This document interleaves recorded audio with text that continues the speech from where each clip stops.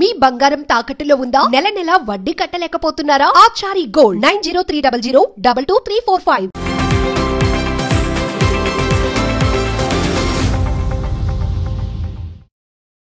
ఎనిమిది వసంతాలు. వసంతాన్ని, వసంతం ముందు శిశిరం ఆవశ్యకతను చూపిన ఒక అద్భుతం. అప్పట్లో చలంకుండే అంత ఫ్యాన్ ఫాలోయింగ్, ఇప్పుడు మళ్ళీ ఈయనక. మీకు అడ్డంగా ఒక సైన్యం తయారైంది. ఇప్పుడు వాళ్ళ కోపం వస్తుంది అంటే అంత స్థితప్రజ్ఞత్వం అందరికి ఉండకపోవచ్చు. అభిమానంతో అసలు అంత మంచి సినిమా కదా, చందమామ ఒక మచ్చలా కాదు, ఒకటి ఎందుకు మీరు చూస్తున్నారు అనేది చాలా మంది వాదన. ఇన్ని విషయాలు ఇక్కడ ఉన్నాయి కదా. ఇప్పుడు ఈ విషయం దర్శకుడికి తెలియదా, అడిగిన విలేకరికి తెలియదు. మణికర్ణిక ఘాట్స్ అంటే ఇంటెన్షనల్లీ తీసారని అర్థమైంది. అదంతా ఏం చెప్పాలనుకున్నారా? ఘాట్స్ ని చూపించడం కానివ్వండి. పుట్టుక ఎంత నిజం, చావు ఎంత నిజం. సో అలాంటి చుట్టూ ఒక అమ్మాయి ఉన్నప్పుడు నేను ఇంకెక్కడ షాక్ అయ్యా అంటే, సాధారణ తెలుగు అర్థాల్లో వసంతము ఈజ్ ఈక్వల్ టు ఒక సంవత్సరము, ఇది చదువుకుంటాం మనం. ఇది బుక్ లో ఉండే ఒక మీనింగ్, దానికి ఒక ఫిలాసఫికల్ మీనింగ్ ఇచ్చారు మీరు. మామూలు సంవత్సరానికి వసంతానికి ఉండే తేడా ఎట్లా? అది సంవత్సరం అనేది కేవలం అదొక అంకెల పట్టి.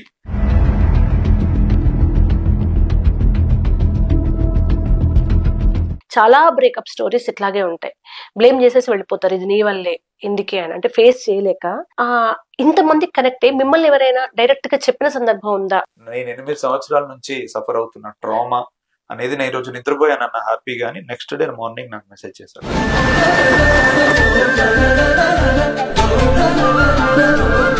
ఎందుకంటే అక్షరం లక్ష్యం ఏందో చాలా మంది చాలా రకాలుగా చెప్పారు, కానీ ముక్కుసూటిగా ఆశ నింపినప్పుడు మనమే అంతకన్నా డెఫినేషన్ నాకు తెలిసి పెద్దగా ఏం అవసరం లేదు.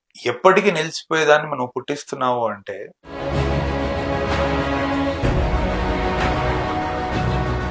నమస్తే, వెల్కమ్ టు మ్యాగ్నెట్ టీవీ. నేను మీ కృష్ణవేణి. 8 వసంతాలు. వసంతాన్ని, వసంతం ముందు శిశిరం ఆవశ్యకతను చూపిన ఒక అద్భుతం. 8 వసంతాలు గాయాల సమూహం. 8 వసంతాలు గాయాల్ని తుడిచే అశ్రు ప్రవాహం, ఆ అశ్రువుల్ని దాటించే ప్రేమ ప్రయాణం. అంత గొప్ప దృశ్య కావ్యాన్ని ఈ మధ్య కాలంలో అందించిన సృష్టికర్త ఫణీంద్ర ఈరోజు మనతో ఉన్నారు, మాట్లాడతారు. సార్ నమస్తే. అందరు ఆడవాళ్ళ తరపున థ్యాంక్స్. ఒక స్త్రీ స్వాభిమానాన్ని, అసలు 8 వసంతాలు అంటే అచ్చంగా స్త్రీ స్వాభిమానం.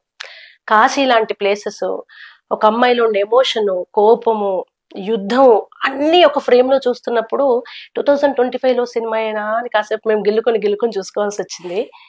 ఎట్లా సార్ అసలు మీలో ఇంత ఆడ మనసు, ఆడవాళ్ళ మనసు ఆడవాళ్ళకే తెలియదు, మీకు ఎలా తెలిసింది? అంటే మనకి రవిగాంచన్ చోటు కవిగాంచన్ అంటారు. సో కవిగా రచయితగా ఎక్స్ప్లోర్ చేయాలి అనుకొని చేసిన ప్రయత్నం ఇది. అంటే 2 సినిమాల మధ్యలో, అంటే సినిమా తీస్తున్నప్పుడే నేను దర్శకుడిని, రచయితని. 2 సినిమాలు మధ్యలో నేను ఎప్పుడు ఒక ప్రేక్షకుడిని. సో ఈ ప్రేక్షకుడిగా నేను థియేటర్కి వెళ్ళినప్పుడల్లా నాకు ప్రేక్షకుడిగా కొంచెం అసంతృప్తి ఉండేది. అరే కరెక్ట్ పాట ముందే వస్తుంది ఏంటి, పాట అయిపోయాక మళ్ళీ కనుమరుగైపోతుంది ఏంటి. ఇప్పుడు నేను చదివిన కావ్యాల్లో కానీ, గొప్ప గొప్ప పుస్తకాల్లో కానీ ఎంత బలంగా ఉంటుంది ఈవిడ పాత్ర. ఈవిడ చుట్టూ తిరిగితే నిజంగా అంటే చాలా బలం ఉంటది. ఇప్పుడు హీరో ఒక మేల్ టెస్టోస్టెరోన్ డ్రైవ్ తోనే కథ నడిపిన, యాక్షన్ చేసిన, దానికి కారణం ఒక స్త్రీ అయితే, స్త్రీ ఒక ఎమోషన్ అయితే. ఇప్పుడు మహాభారతం అదే చేసింది, అంత యుద్ధము ఆవిడ గౌరవం కోసం. రామాయణం అంతే, అంత యుద్ధము ఆవిడ ఆత్మగౌరవం కోసమే. అంటే కారణం అది పెడితే చాలా బాగుంటుంది కదా. ఇప్పుడు కేజీఎఫ్ కూడా ఉంది. కేజీఎఫ్ అంత టెస్టోస్టెరోన్ డ్రివెన్ ఫిల్మ్ అయినా కూడా అమ్మాయి ఒక సంతకం అనేది ఉంటుంది. సో అంటే ఎక్కడో అంతవరకు ఉంచొచ్చు కదా మనం. పూర్తిగా తన్ని స్క్రీన్ మీద చూపించలేకపోయినా కూడా 100 కారణాలు ఉంటాయి దానికి, బట్ ఇలా చేయొచ్చు కదా అని నాకు అలా చాలా సినిమాలు చూస్తూ ఉండేటప్పటికి ఎక్కడో మేబీ రచయితగా లోపల కసిపుట్టిందేమో. అరే ఒక ఫీమేల్ ని ముందు తీసుకొచ్చి పెడతాను చూడండి అసలు. ఇంకా అంటే ఆమె అన్ని మోయగలుగుతుంది, ఎంతో మందికి దారి చూపించగలుగుతుంది, ఎంతో మందికి ఒక ఫ్లాగ్ లా ఉండగలుగుతుంది అని అనిపించి చాలా ఇయర్స్ నుంచి నాకు అనిపిస్తూ ఒకరోజు I thought a decision, I will show someone. మీరు అన్నట్టు ఈ కాలంలో ఇదేనా, అండ్ అందరూ మళ్ళీ పట్టుకొని ఉండాలి ఆ అమ్మాయిని, జెండర్ ఫ్లూయిడ్ గా ఉండాలి అని అనుకుని. అండ్ ఆ సినిమాలో ఒక చోట సెకండ్ హాఫ్ లో రైటర్ ఉంటారు హీరో, ఆయన లైబ్రరీలో ఉన్నప్పుడు 2 ఆంటీలు పెద్దవాళ్ళు మాట్లాడుతుంటారు. అప్పట్లో చలంకుండే అంత ఫ్యాన్ ఫాలోయింగ్, ఇప్పుడు మళ్ళీ ఈయనక. అది యాక్చువల్ గా సినిమాలో కానీ బయట మీకు అట్లాగే ఉంది ఇప్పుడు? నాకా? మీకు ఆల్మోస్ట్ అమ్మాయిలు ఎంతగా అభిమానం. ఇప్పుడు మా ఆఫీస్ లోనే అమ్మాయిలు సజెస్ట్ చేస్తే నేను సినిమాకి వెళ్ళా, అందరూ ఫ్యాన్స్ అయిపోయారు. అంటే స్త్రీలో ఉండే స్వాభిమానం ఎక్కడో కొంచెం చీకట్లోకి వెళ్ళిపోయి బతిలాడుకోవడం, అబ్బాయి కోసం వెంపర్లాడడం, ఏడవడం, చనిపోవడం చూస్తుంటే అసలు నువ్వు నన్ను వద్దంటే అది కూడా చాలా డిగ్నిఫైడ్ గా బ్రేకప్ ఉండాలి అనే మాట, నేను వద్దనుకుంటే నా చున్నీ నీ వైపు రాదు, అది ఎంత అంటే బ్రేకప్ కూడా డిగ్నిఫైడ్ గా ఉండాలనేది అది ఎన్ని సంవత్సరాలుగా బ్రెయిన్ లో ఉంటే అది అక్షర రూపంగా వచ్చిందండి, నాకు అర్థం కాలేదు. అంటే అదే అండి, అంటే విమెన్ ఆర్ అబిట్ మిస్అండర్స్టూడ్ అనిపిస్తుంది నాకు. అంటే చిన్నప్పటి నుంచి మనల్ని పెంచింది ఒక తల్లైనా, అదేంటో మనం ఒక వయసు వచ్చాక 18 years వచ్చిన తర్వాత చాలా డిఫరెంట్ గా మాట్లాడతాం విమెన్ శక్తి గురించి. అంటే మనం అక్కడి నుంచే పెరిగి అక్కడి నుంచే మనకు కావాల్సిన మెంటల్ న్యూట్రిషన్ అంతా తీసుకొని బయట ఎవరినో రోల్ మోడల్స్ ఎత్తుక్కొని ఏదో పినప్ పోస్టర్లు పెట్టుకుంటూ పలానావుడు చాలా గొప్ప అని అనుకుంటూ ఉంటాం. ఇంట్లో నుంచే స్టార్ట్ అవుతుంది ఆ శక్తి. అంటే ఇప్పుడు హుందాతనం విషయానికి వస్తే, నాన్నతో ఏదైనా గొడవలు ఉండొచ్చు ఆర్థికంగా లేకపోతే మానసికంగా, అవన్నీ అంటే ఎట్లనైతే ఇంట్లో ఒక పోపుల డబ్బా మూసేసి ఉంటుందో దాని పనిలేనప్పుడు చాలా వరకు తన అలా లిడ్ పెట్టే ఉంచుతుంది. రియల్ స్ట్రెంగ్త్ అండ్ ఫోర్స్ అనేది అది. పరిస్థితులు ఎలా ఉన్నా దాని హుందాగా తిరిగి రిప్లై ఇవ్వడం. అందుకే మనకి కోర్ రిసెప్షన్ ఎక్కడైనా బాగా మనకు అవసరమైన చోట, హోటల్ ఇండస్ట్రీలో కానీ, హాస్పిటాలిటీ, ఎయిర్ హోస్టెస్లు, ప్రపంచంలో ఎక్కడ ఎయిర్ హోస్టెస్ మగాడు ఉండడు. ఎందుకంటే స్త్రీకి రిసీవ్ చేసుకునే గుణం వేరుంటుంది. ఎటువంటి సిచ్యువేషన్ అయినా, ఎంత టొర్నాడో స్టామ్ అయినా తీసుకుని ఒక చిన్న నవ్వుతో తను చెప్పగలిగేది ఉంటుంది. సో అంటే ఇది ఆల్రెడీ ఉంది, పీపుల్ గమనించలేకపోతున్నారు. నేను దాన్ని స్క్రీన్ మీద చూపిద్దాం అనుకున్నాను. నేను రకరకాల ప్లేసెస్ లో చూసినప్పుడు హోటల్ రిసెప్షనిస్ట్ ఎందుకు ఎప్పుడు విమెనే ఉంటారు, ఎందుకంటే రకరకాల పీపుల్ వస్తారు రిసెప్షన్ కి, వాళ్ళు ఎలా అయినా మాట్లాడి ఉండొచ్చు, ఆమె తన నవ్వుతో గానీ ముందాతనంతో గానీ అది రిప్లై ఇస్తుంది. ఎయిర్ హోస్టెస్ లో అంతే. సో ఇలాంటి హై పవర్డ్ ఫీల్డ్స్ లో కూడా చాలా వరకు అదే ఉంటుంది. సినిమాలో ఎందుకు ఉండకూడదు అసలు? ఓన్లీ గ్లామరే ఎందుకు ఉండదు సినిమాలో? అంటే ఎంతో మంది విమెన్ అనే కాదండి, పర్టికులర్ గా మెన్ కూడా ఎక్కడో ఒక చిన్న ఆలోచన వాళ్ళకి చూసినప్పుడు, అరే ఎంత బాగుంది ఈ అమ్మాయి, బాగా అంటే ఎంత బాగా ప్రవర్తిస్తుంది ఈ అమ్మాయి, ఇది గౌరవానికి ఇది కదా అని వాళ్ళు కూడా నేర్చుకుంటారు. అది కాకుండా కేవలం శరీరాన్నో లేకపోతే సెడక్షన్ చూపిస్తూ ఉంటే you just can't expect respect. మనం ఏమి ఇస్తున్నా మనకు తిరిగి అదే వస్తుంది. శుద్ధి అనేది నాకు అందుకే, అంటే ఆబ్వియస్లీ తన ఫీమేల్ ప్రోటగనిస్ట్ అయినా కూడా నా ఉద్దేశము ఏంటంటే, అసలు పవర్ ఏంటి ఒక ఉమెన్ది, అది ఒక సైలెన్స్ లో ఎలా ఉంటుంది, అరుస్తూ లౌడ్ గా కాదు. ఫెమినిజం అంటే దరిద్రం ఏంటంటే అంటే ఇట్స్ వెరీ మిస్అండర్స్టూడ్. అంటే మనకి ఎర్లీ అంటే 1950s 40s లో అసలు ఈ మూవ్మెంట్ స్టార్ట్ అయినప్పుడే అమెరికాలో వార్ జరిగినప్పుడు చాలా మంది మెన్ చనిపోతే విమెన్ బయటికి వచ్చి పని చేయాల్సిన అవసరం ఉంది. అప్పుడు వాళ్ళకి కేవలం మీరు విమెన్ అని పని ఇవ్వకపోతే మేము ఎందుకు ఇవ్వలేమనే దాంతో స్టార్ట్ అయిన ఒక మూవ్మెంట్ ఫెమినిజం అనేది ప్రపంచంలో. కానీ ఈ రోజు దాన్ని చాలా చౌకబారిన వాటి కోసం వాడుతున్నారు అన్ఫార్చునేట్లీ. బట్ రియల్ గా మనం చూసినప్పుడు ఎప్పుడైనా ఆ స్ట్రెంగ్త్ వాళ్ళకి అలాగే ఉంటుంది. అందుకే ఇప్పుడు ఇందులో వాళ్ళ ఫ్రెండ్ కి అంతే బలం ఉంటుంది. ఆ అమ్మాయి 8 వసంతాల్లో ఆ అమ్మాయి బ్రేకప్ అయినప్పుడు, అంటే నేను అంత గొప్ప మాట సెంట్రల్ క్యారెక్టర్ తో చెప్పించచ్చు, కానీ ఆ సపోర్టింగ్ క్యారెక్టర్ కి ఇచ్చాను ఆ ప్రాణం కొంచెం. ఆ అమ్మాయి వచ్చి అంటుంది, నువ్వంటే నాకు ఎక్కడో ఇంకా విలువ ఉంది. ఆ అమ్మాయి అతన్ని ప్రేమిస్తుందో లేదో అది ఆమె మనసులో దాచుకుంది, అది పక్కన పెట్టేయండి. వెళ్ళేటప్పుడు కళ్ళలో నీళ్ళు వచ్చాయి, అమ్మాయికి ఎందుకు వచ్చింది అనేది మనందరికీ తెలుసు. కానీ మొదటి రోజే నువ్వు నా వెనక తిరిగితే ఒక రోజు బాధపడతావు అని చెప్పి, అమ్మాయికి అవసరం లేదు, వచ్చి కూర్చొని నువ్వంటే నాకు ఎక్కడో విలువ ఉంది, నేను చెప్పి వెళ్తున్నా అని అంటది. పెళ్లి కాడిచ్చి యాక్చువల్లీ ఇలా వరుణ్ చేయాల్సిన పని ఇంటర్వెల్ లో, నీకు నీ తండ్రితో సమస్య ఉండుండొచ్చు, అది నీకు ఆ టైంలో ఇంపార్టెంట్ అయి ఉండొచ్చు, కానీ నువ్వు అలా తెంపేసి వెళ్ళిపోకూడదు. అంటే నేను ప్రతి ఒక్కరి దాంట్లో చెప్పడానికి ప్రయత్నం. ఒకప్పుడు సులోచన గారి కథల్ని చదువుతుంటే స్త్రీకి ఒక ఔన్నత్యం, అంటే అబ్బాయిల డ్రీమ్ గర్ల్ లాగా అమ్మాయిలకు కూడా స్త్రీ అంటే ఇలా ఉండాలి. ఇద్దరిప్పుడు వారి రచనలలో ఇటువంటి ఒక వ్యక్తిత్వం ఉన్న అమ్మాయిలు చూసేవాళ్ళం. ఇంత కలిపి అట్లా ఊహించుకొని అలాంటి వాళ్ళు దొరక్క ఒక్కొక్క జనరేషన్ అంతా ఆ యుద్ధంలో ఉండేది. అప్పుడు పుస్తకాలు చదివి అందరూ ఉత్తరాలు రాయడాలు, కవితలు రాయడాలు, వాళ్ళలో ఉన్న ఒక రైటర్ బయటకు వచ్చేవాడు. ఆఫ్టర్ లాంగ్ టైం మీ రచన ద్వారా చాలా మంది వాళ్ళలో ఉన్న రచయితల్ని బయటకు తీస్తున్నారు. దానికి ఉదాహరణ మీ ఇన్స్టా. మీకు వస్తున్న మెసేజెస్, మీరు పెడుతున్న ఇన్స్టా స్టోరీస్ లో అందరూ కవులు అయిపోయారు. అంటే ప్రతి మనిషిలో ఒక సెన్సిటివిటీ ఉంటుందండి. అది రాటు తేలిపోయో కప్పబడో మేము బండలం అయిపోయాం అనుకున్నారు. నాకు ఎక్కడ మీ సినిమా నచ్చిందంటే అందరి లోపల దాగిన ఆ తడిని మీరు తట్టి లేపారు. వాళ్ళందరూ రచయితలు అవుతున్నారంటే అందరూ సెన్సిటివ్ గా మళ్ళీ ఆ మనస్సు నిద్రలేస్తోంది. అది సమాజంలో ఎప్పుడూ మార్పు పెద్దగా ఇలా రావాల్సిన అవసరం లేదు. ఆ చాప కింద నీరులాగా సున్నితంగా ఒక సినిమాతో తీసుకొచ్చారు మీరు.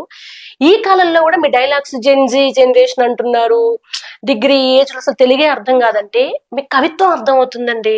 అసలు మీరు ఎక్స్పెక్ట్ చేశారు ఇంతమంది ఇంత బాగా స్పందిస్తారు అని? అంటే టు బి వెరీ హానెస్ట్ అండి, నేను మధురం రాసిన, మను రాసిన, 8 వసంతాలు రాసిన, నేను ఎక్కువగా ఆడియన్స్ ఎట్లా స్పందిస్తారు అనేది నేను ఫస్ట్ నుంచి అది ఆలోచించాను. ఎందుకంటే ఆడియన్స్ స్పందన గురించి నేను ఎక్కువగా ఆలోచిస్తుంటే నా థాట్ ప్రాసెస్ దాని చుట్టే తిరుగుతూ ఉంటుంది. ఇప్పుడు మనకి ఏదో దాంట్లో త్రివిక్రమ్ గారు సీతారామ శాస్త్రి గారి గురించి చెప్పినట్టు మనం ఆ స్థాయికి వెళ్ళిపోతాం. ఇప్పుడు మనకి చేతిలో అక్షరం ఉన్నప్పుడు దేవుడు ఎంతో కొంత ఒక శక్తి ఇచ్చినప్పుడు మనం పైకి గుంజాలి, కిందికి వెళ్ళకుండా. సో ఏంటంటే నేను ఈ పదం న్యాయం చేస్తుందా పాత్ర యొక్క భావోద్వేగానికి, నేను ఇంత మటుకే ఆలోచిస్తా. అది నిజంగా న్యాయం చేస్తే అక్కడ నుంచి స్పందన వస్తుంది. ఆ స్పందన గురించి నేను ఆలోచించడం కంటే, ఎందుకంటే ఇప్పుడు ఇక్కడ నాకు ఇదే బంగారం అదే బూడిద అని చెప్పడంలో న్యాయం ఉందా? నిజంగా అమ్మాయి దాని బూడిదలానే చూస్తూ ఉంటది, ఆ రింగ్ ఫ్రెండ్ కి ఇచ్చేస్తుంది ఆమె, అలాంటిది ఇది పూర్తిగా పాత్ర బయటపడుతుందా? ఆ పడితే వాడికి అక్కడ లోపలికి వెళ్ళిపోతుంది. నేను దానికోసం సపరేట్ ప్రయత్నం చేయాల్సిన పని లేదు. So in bit I'm shocked. ఎందుకంటే ఇందులో నాకు one of my friends called and said, అన్న అన్ని డైలాగ్స్ ఓకే పక్కన పెట్టండి, అది హార్ట్ బ్రేక్ రిలేటెడ్ కాబట్టి లోపల ఒక కసి ఉంటుంది అందరికి, కానీ స్పిరిచువల్ డైలాగ్ ఏదైతుందో గురువు చెప్తున్నప్పుడు దేహం అనే నేను గాలిలో కలిసిపోయాక అని చెప్పేసి మళ్ళీ దానికి చప్పట్లు పడుతున్నాయి అన్న అన్నాడు, which I'm little bit surprise. And మేము థియేటర్ లో ఉన్నప్పుడు మైండ్ కి ట్రైన్ చేస్తున్నావు నువ్వు, మరి సోల్ కనుక నెక్స్ట్ భగవద్గీత అనుకున్నా, మీరు భగవద్గీత చూపించారు. అంటే మీరు నేను మెసేజ్ చేయడానికి సినిమా తీసా, end of the last scene లో పెద్దగా ఓ స్పీచ్ నేను చెప్పే మెసేజ్ అది లేదు. మీరు అంతర్ప్రవాహంగా అక్కడక్కడ మీ డైలాగులతో చాలా మెసేజ్ ఇచ్చారు. అందులో ఒకటి, సమాజం అంటే మీ ఇష్టాలే కాదు, మిమ్మల్ని పెంచి చేసిన వాళ్ళ కోసం కొన్ని త్యాగాలు కూడా అవసరం అనేది జనరేషన్ కోసం కాదు, కళలు కూడా పంచుకోవాలి. అది అమ్మాయి చివరికి తను అంత ప్రేమించిన అబ్బాయిని కూడా అమ్మ కోసం చంపేసుకుంటా అంటుంది. ఈ ఇంటర్నల్ గా ప్రేమని చూపించారు, ప్రేమ కోసం అందరిని వదిలే త్యాగము కావాలని చూపించారు. ఇన్ని మిక్స్డ్ ఎమోషన్స్ ఒక సినిమా ద్వారా అనుకున్నప్పుడు ఎక్కడైనా బరువు పెరుగుతుందేమో అనుకోలేదా మీరు? అసలు ఇంకా నేను బరువును తగ్గించాను, ఎందుకంటే 12 వసంతాలు రాసి 8 వసంతాలే ఇచ్చాను మీకు. నేను రేపు 12 వసంతాలు స్క్రిప్ట్ పెడతాను ఒకసారి నెట్ఫ్లిక్స్ లోకి వచ్చాక. It's a beautiful story. అంటే మనకి 4 వసంతాలు అసలు ఇంకా అద్భుతంగా ఉంటాయి. అంటే ఇంకా శుద్ధిని ఆల్మోస్ట్ అదా పాతాళానికి తొక్కాను నేను. పాత్ర తిరిగి మళ్ళీ రైజ్ అయ్యే ముందు ఆమెకి ఫిజికల్ గా ఆమెకి క్యాన్సర్ రావడం అదంతా. సో ఎక్కడో మళ్ళీ ఎంత తీసినా అదంతా ఎడిట్ రూమ్ లో పోతుందనే ఒక నిర్ణయానికి నేను ఉన్న నిర్మాతలు వచ్చి అప్పుడు తీయడం ఎందుకు, ఎందుకంటే ఏది తీయాలో తెలియని సందిగ్ధ పరిస్థితిలో ఉన్న నిర్మాతలు కూడా అంతా బాగుంది, అసలు జీవితం రాసుకొని వచ్చావు, ప్రతి పాత్ర పూర్ణంగా వస్తుంది చివరి వరకు, బట్ ఉన్నది ఉన్న టాస్టీస్ తీస్తే 4.5 hours రన్ టైం వస్తుంది. ఆ రోజు తీసి బాధపడడం కంటే ఇప్పుడే స్క్రిప్ట్ మీద తీయొచ్చు అంటే నేను అది తీసేశాను. మీరు 12 వసంతాలు నేను PDF పెట్టి షేర్ చేస్తాను.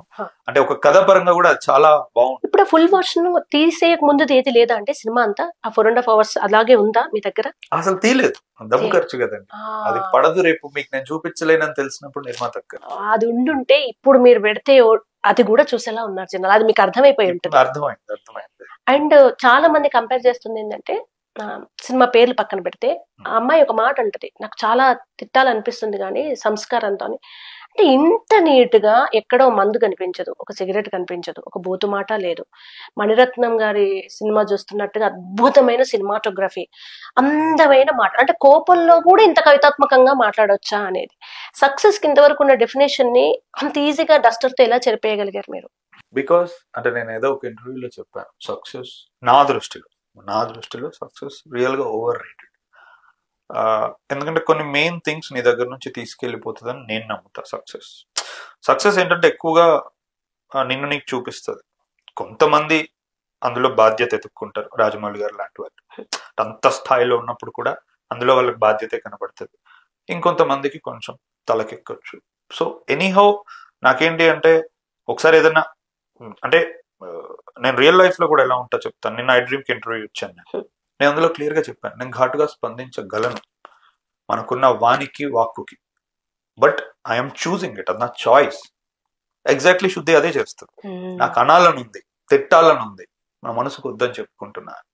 So behaviour is always a choice అండి. ప్రతిసారి ఎమోషన్ ని విసిరాల్సిన పని లేదు. కావాల్సిన సమాధానాలు చెప్పాను. నిజంగా ఎవరు హర్ట్ అవ్వకుండా నేను ఎంతవరకు ఉండగలను నేను అంటున్నా. సో నేను బ్రతికేదే నేను రాసా సినిమాలో. సో మీరు కాంతి అయితే చూపించలేదు. చూపించాలనిపించదు నాకు అసలు అసలు అలా మాట్లాడాలనే అనిపించదు నేను కాంది. ఇంకా అది తెర మీదకి తీసుకొచ్చి వేరే వాళ్ళతో నటింపజేసి మీ వరకు నాకు తీసుకురావాలని. కానీ మీరు విషయాన్ని కఠినంగా చెప్పరేమో కానీ విషయాన్ని కన్వే చేసేస్తారు. అది ఇప్పుడు మీకు వచ్చిన ఆ చిన్న విమర్శ ఏది ఉందో దాన్ని రావణాసురుడు లాంటి వ్యక్తి ఉదాహరణతో మీరు క్లారిఫై ఇచ్చారు. కానీ దాన్ని ఇంకా పెద్ద వేదిక మీద ఇస్తారేమో అని చాలా మంది ఎదురు చూశారు. ఎందుకంటే మీకు అడ్డంగా ఒక సైన్యం తయారైంది ఇప్పుడు మీకు. వాళ్ళ కోపం వస్తుంది. అంటే అంత స్థితప్రజ్ఞత్వం అందరికి ఉండకపోవచ్చు. అభిమానంతో అసలు అంత మంచి సినిమా కదా, చందమామ ఒక మచ్చలాగా అదొకటి ఎందుకు మీరు చూస్తున్నారు అనేది చాలా మంది వాదన. ఇంకా పెద్ద వేదిక మీద కొంచెం లౌడ్ గా ఎందుకు చెప్పాలనిపించలేదు? So because loudness is not what I'm interested in. Other party interest ఉంది వాళ్ళకి లౌడ్ లో, అందుకే వాళ్ళు అలా ప్రవర్తించారు ఆ రోజు. మీరు కేవలం ఆ వీడియో మీరు గమనిస్తే కూడా ఒప్పుకుంటానండి. అంటే పంతులు అని ఆమె సంబోధించడం తప్పు, కానీ పాపం ఆవిడకు కూడా తెలియదు. అక్కడ పరిచయం చేయాలి స్క్రిప్ట్ లోనే మేము అతనికంటూ ఒక పేరు రాసుకోలేదు. నేను పోనీటైల్ గై అని పెట్టుకున్నాను, ఇలా పెద్దగా చుట్టూ ఉంటుంది అని, ఇంతే. ఎక్కడో కాశీలో ఉండేవాడికి మనం పేరేమిస్తాం. పాపం ఆవిడకు కూడా తెలియకుండా అందరినీ పాత్రలు పరిచయం చేసి అతన్ని ఏదైతే పలికిందో అది పలికింది. అది తప్పు. పెద్ద మనిషిగా నువ్వు అక్కడ కూర్చున్నప్పుడు అందరికంటే నిజంగా పెద్ద మనిషి కాబట్టి నువ్వు వయసుతో పాటు అనుభవంతో పాటు అది మట్టుకు కరెక్ట్ చేసి అలా అనకూడదమ్మా, ఇవన్నీ కరెక్ట్ కాదు ఈ రోజుల్లో అని చెప్పి నువ్వు దిగచ్చు. కానీ దాన్ని పట్టుకొని అక్కడి నుంచి బ్రాహ్మణ్ అని, రేప్ అని, కాశీ అని, పరమ పవిత్రం అని, కబేలా అని, అంటే ఇవన్నీ మీకెంత తెలీదో మీరు రుజువు చేసుకుంటున్నారు. దానికి నేను లౌడ్గా ఉండాల్సిన పని లేదు. నేను ఒకరోజు చెప్తాను, అది నా పద్ధతి. చెప్పిన రోజు నేను ఎలా రాశాను అనే దానికి నేను మీకు రుజువులు ఇస్తాను. ఆ రుజువులే లౌడ్నెస్ అని నేను నమ్ముతాను. నేను గట్టిగా చెప్పడం కాదు, అరే ఇన్ని విషయాలు ఇక్కడ ఉన్నాయి కదా, ఇప్పుడు ఈ విషయం దర్శకుడికి తెలీదా, అడిగిన విలేకరికి తెలియదా అనేది ప్రేక్షకులకు తెలిసిపోతుంది. నేను అందులో లౌడ్నెస్ ఎత్తుక్కుంటాను. కరెక్ట్ గా మీకు అన్ని నేను ఇవ్వడంలో, అరవడంలో, ఇమ్మీడియట్ గా ఒక వీడియో పెట్టడంలో కాదు. అదే జరుగుతుంది బయట. అదేదో సినిమాలు ఎన్టీఆర్ గారు అంటారు కదా, అరవడమే బలం అనుకుంటే నీకంటే గట్టిగా నేను అరవగలను అనేసి. అండ్ మీరు స్త్రీ పాత్రను కవితాత్మకంగా ఒక సెన్సిటివ్ రైటర్ అంటే at the same time karate strong గా ఫిజికల్ గా మెంటల్ గా బోత్ స్ట్రాంగ్ గా చూపించే ప్రయత్నం చేశారు. దానికి ఒక బేస్ స్పిరిచువాలిటీ అవసరం అనేది కూడా ఒకటి కొత్తగా మీరు మళ్ళీ ఒక్కసారి ప్రూవ్ చేశారు వాళ్ళకి చెప్పి. ఎందుకు మీరు నాకు ఫస్ట్ ఎక్కడ షాక్ అయ్యా అంటే కాశ్మీరు కాశీ, మీరు కాశీకి తన గురువు చనిపోక ముందు కూడా జర్నీలో తను కాశీకి వెళ్తుంది. మణికర్ణిక ఘాట్స్ అంటే ఇంటెన్షనల్లీ తీసారని అర్థమైంది. అదంతా అటు చెప్పడం ద్వారా ఏం చెప్పాలనుకున్నారు? ఘాట్స్ చూపించడం కానివ్వండి, ఏం చెప్పాలనుకున్నారు మీరు? అంటే ఆత్మ ఎప్పుడైనా అంటే మన deepest Saul, if you call it so, దాని మీద నమ్మకం ఉంటే కొంతమందికి, ఆ ఎసెన్స్ అనేది ఎప్పుడైనా మనం ట్రూత్ ఎంత ఫేస్ చేస్తే అప్పుడు అదంతా బిల్డ్ అవుతుంది. అపోహలతో, అభిప్రాయాలతోనో, ఇలాంటి వాటితో కాకుండా. సో మీరు అన్నట్టు మణికర్ణిక చావు అనేది అబ్సల్యూట్ నిజం, తప్పించుకోలేంది. ఇంకా అది పుట్టుక ఎంత నిజమో చావు అంత నిజం. సో అలాంటి చుట్టూ ఒక అమ్మాయి ఉన్నప్పుడు ఆమె నిజమే తెలుసుకుంటుంది. ఆమె అందులో నుంచి మాట్లాడింది. అందం కాదు, కనపడేది కాదు, శరీరం కాదు అందం అంటే, మాంసం కాదు, దీన్ని దాటి లోపల ఒకటి ఉంటుంది. సో అది ఎక్కడో ఆమెకు లోపల అలాంటి ఎక్స్పోజ్ అయినప్పుడే ఆమె అలాంటి మాటలు మాట్లాడగలుగుతుంది. ఆ ఒక ఆచ్ఛాదన ఘాట్స్ లో కూర్చున్నప్పుడు, గంగా ప్రవాహం అలా జరిగేటప్పుడు, అలా శివాలు కాలుతూ ఉండేటప్పుడు మనకు నిజం అనేది ఏంటో తెలుస్తుంది. ఒక లైఫ్ యొక్క సైకిల్. అక్కడ నిలబడి చెప్పడం వేరు, ఓ పూల గార్డెన్ లో నిలబడి చెప్పడం వేరు. అండ్ మీరు మర్చిపోతున్నా, కనుమరుగవుతున్నా, అవమానింపబడుతున్నా ఇప్పుడైతే ఆ గురు శిష్య పరంపరను కూడా మళ్ళీ ఒకసారి గుర్తు చేశారు. ఇది కాదు బంధం అంటే, ఇది ఒక గురువు శిష్యుడు. ఇవన్నీ ఎక్కడో మీ లైఫ్ జర్నీలో సడన్ గా వచ్చే ఒక సినిమాగా రూపాంతరం అయితే చెందుంది. మీ ఇన్నేళ్ళ త్రూఅవుట్ జర్నీలో ఇవన్నీ ఎక్కడో మీ బ్రెయిన్ లో మూలకంతా ఉండే ఉంటుంది కదా. గురు శిష్య బంధాన్ని పెట్టడం వెనక ఏదైనా స్పెసిఫిక్ రీజన్ ఉందా? స్కూల్ 10th ఆ టైం వరకు నాకు చాలా మంచి టీచర్స్ దొరికారు. మేబీ 1 year or 2 year అప్పుడు కూడా 9th 10th 8th ఆ టైంలో నాకు అకాడమిక్స్ మీద, లేకపోతే భాష మీద, తెలుగు భాష మీద, హిందీ మీద, ఇంగ్లీష్ మీద మంచి ఇష్టం నాకు రావడానికి I owe it to those gurus. తర్వాత ఆబ్వియస్లీ ఇంటర్ అది ఇది ఇంకా మనం ఈ అకాడమిక్స్ దాంట్లోనే పడిపోయినాం, కాంపిటేటివ్ మైండ్ సెట్ లో. బట్ 10th వరకు లైఫ్ ఏంటంటే భాష, భావం, వీటికి ఎక్కువ ఇస్తూ నన్ను నర్చర్ చేసిన టీచర్స్ ఉండేవాళ్ళు. మా తెలుగు టీచర్, నాకు ఇప్పటికీ అతని పేరు గుర్తుంది, రంగాచార్య సంథింగ్. సో అంటే 23 సంవత్సరాల తర్వాత పేరు ఎందుకు తలుచుకుంటాం మనం? అది ఎక్కడ లోపల ఉండకపోతే మనకి. మా హిందీ టీచర్ శ్రీకాంత్ అని, మా ఇంగ్లీష్ టీచర్, ఇలాంటి వాళ్ళు ఉండేవారు. వాళ్ళ వల్ల ఏంటంటే నాకు భాష ఒక విండో ఒక ప్రపంచానికి. కేవలం మనం మాట్లాడడానికే కాదు, డీపర్ లేయర్స్కి వెళ్ళడానికి భాష చాలా ఉపయోగపడుతుందని నేను నమ్మిన. అండ్ ఇంకొకటి ఏంటంటే అండి, behind every great character are if you want to be a great character, నీకు ఒక గురువు అనేది అవసరం. ఆ గురువు నేచర్ అవ్వచ్చు, ఆ గురువు మీ ఇంట్లో వాళ్ళు అవ్వచ్చు, నువ్వు ఎంచుకున్న రోల్ మోడల్ అవ్వచ్చు. ఇప్పుడు let's talk about great personalities. అంటే what is Vivekananda without Ramakrishna Paramahamsa? అంటే what is lord Rama without Vashishtha and Vishwamitra? What is Arjuna without Dronacharya? మీరు ఎవరినైనా చూసుకోండి, గ్రేటెస్ట్ పర్సనాలిటీస్ వాళ్ళ వెనక ఒక గురువు ఉంటాడు. So yeah, this is something like my tribute. చాలా మంది సినిమాలలో మంచి మంచి పూలు, వసంతం, గులాబీ తోట, తులిప్, ఇంకా అవసరమైతే వేరే దేశాలకు వెళ్ళిపోతుంటారు. మీరు శిశిరాన్ని చూపించారు, ఆకురాలడంలో అందాన్ని చూపించారు. కాశ్మీర్ లో అయితే మొత్తం సీన్స్ అన్ని ఆ అమ్మాయి చెప్తున్నట్టుగా ఆ ఎండిపోయిన ఆకులు రాలుతూనే ఉంటాయి. అంటే శిశిరం ఖచ్చితంగా కావాల్సిందే. నీకు వసంతం రావాలంటే ఆకు రాలిపోవాల్సిందే అని ఒక పెద్ద ఫిలాసఫీ అది. దాని మీద ఒక 10 సినిమాలు తీయొచ్చేమో ఒక్క లైన్ మీద అంతగా. అండ్ నేను ఇంకెక్కడ షాక్ అయ్యా అంటే, సాధారణ తెలుగు అర్థాల్లో వసంతము ఈజ్ ఈక్వల్ టు ఒక సంవత్సరము, ఇది చదువుకుంటాం మనం. ఇది బుక్ లో ఉండే ఒక మీనింగ్, దానికి ఒక ఫిలాసఫికల్ మీనింగ్ ఇచ్చారు మీరు. మామూలు సంవత్సరానికి వసంతానికి ఉండే తేడా ఎట్లా అది? నేను కూడా ఎప్పుడైనా, ఇప్పుడు తెలుగు సినిమా ఇండస్ట్రీ 75 వసంతాలు పూర్తి చేసుకుంది అన్నప్పుడు నాకు ఫస్ట్ అసలు వసంతం అంటే ఏంటి? అరే సంవత్సరాలు అనొచ్చు, వసంతంలో ఇంకేదో నిగూఢమైన ఒక తత్వం ఉంది కదా, డెప్త్ ఉంది కదా. మళ్ళీ ఇంకెక్కడో విన్నప్పుడు 60 ఏళ్ళు వాళ్ళ దాంపత్య జీవితం పూర్తి చేసుకున్న వాళ్ళు 60 వసంతాలు నిండాయి వీళ్ళకి అని అంటారు. అంటే ఎక్కడో మనిషి ప్రయత్నిస్తున్నాడు. సంవత్సరం అనేది కేవలం అదొక అంకెల పట్టి, కానీ వసంతం అనేది చాలా బతికి చూసి నేర్చుకొని ముందుకెళ్లారనే ఒకటి చెప్తుంది అర్థం. అరే ఇప్పుడు వసంతం కరెక్ట్ ఉంటది కదా మన దానికి అని నేను అంటే, ఒక బ్లూమ్ నీ లోపల మంచి చెడు బాధ ప్రతి దాంట్లో నీ హార్ట్ బ్లూమ్ అయ్యే అవకాశం ఉంటుంది. లైక్ ఎ లోటస్, అది ఎప్పుడూ మనకి బురదలోనే ఉంటుంది, but it never stops blooming. అది కదా వసంతం అంటే. అండ్ ఫస్ట్ హీరో అప్పటిదాకా అబ్బాయిని చూస్తుంటే అందరికి మంచి ఫీల్ వచ్చింది. కట్ చేస్తే ఎప్పుడైతే అవాయిడ్ చేయడం స్టార్ట్ చేశాక లాస్ట్ ఒక ఫేస్ ఉంటుంది, తను ఇలా కొంచెం క్రూయల్ గా చూపించారు. అప్పటిదాకా ఉన్నదంతా నాశనం అయిపోయి విపరీతంగా కోపం వచ్చి, అంటే అది సిచ్యువేషన్ అలా డీల్ చేయడం పక్కన పెడితే, తన కార్లో ఒక మాట అంటాడు, తను డెస్పరేట్ గా నా వెనకబడుతుంది అనేది. అంటే ఎంత తొందరగా బ్లేమ్ గేమ్ చేస్తారు వాళ్ళ పెద్దవాళ్ళ దగ్గర అనడానికి. అంత ఇమ్మెచ్యూర్డ్ పర్సన్ ఫస్ట్ నుంచి, అప్పుడే ఆవేశపడిపోవడం, అప్పుడే ప్రేమలో పడ్డం. బట్ మీరు ఇక్కడ శుద్ధి అయితేనే చాలా స్టేబుల్ గా అసలు ఒక స్థితి ప్రజ్ఞత్వంతో కూడా తీసుకున్నారు కదా. లాస్ట్ కు విలన్ గా ఆ లుక్ పర్టికులర్ గా పెట్టడం వెనక మన రీజన్ ఉందా? ఉందండి. అంటే దాన్ని జనరల్ గా మనకు బ్రేకింగ్ ద ఫోర్త్ వాల్ అంటారు సినిమా టర్మ్స్ లో. హీరో తను యాక్చువల్లీ ఎప్పుడో చనిపోతాడు, సౌల్లా తిరుగుతూ ఉంటాడు. అతను సౌల్ అని ఆడియన్స్ కి తెలిసినప్పుడు అతను డైరెక్ట్ గా బ్రేక్ చేసి కెమెరాలో చూస్తాడు ఆడియన్స్ వైపు. So it's a technique where character audience తో డైరెక్ట్ గా ఇంటరాక్ట్ అవుతుంది. నేనేంటో ఇది అని చూపిస్తుంది. సేమ్ టెక్నిక్ ఇక్కడ వాడాం. అంటే ఇప్పుడు ఇంపార్టెంట్ క్యారెక్టర్ శుద్ధికి తెలియదు ఇదంతా ఏం జరుగుతుందో, వాళ్ళ అమ్మ నాన్నలకు తెలియదు. తెలిసిందంటే ఎవరన్నా మనం మాత్రమే.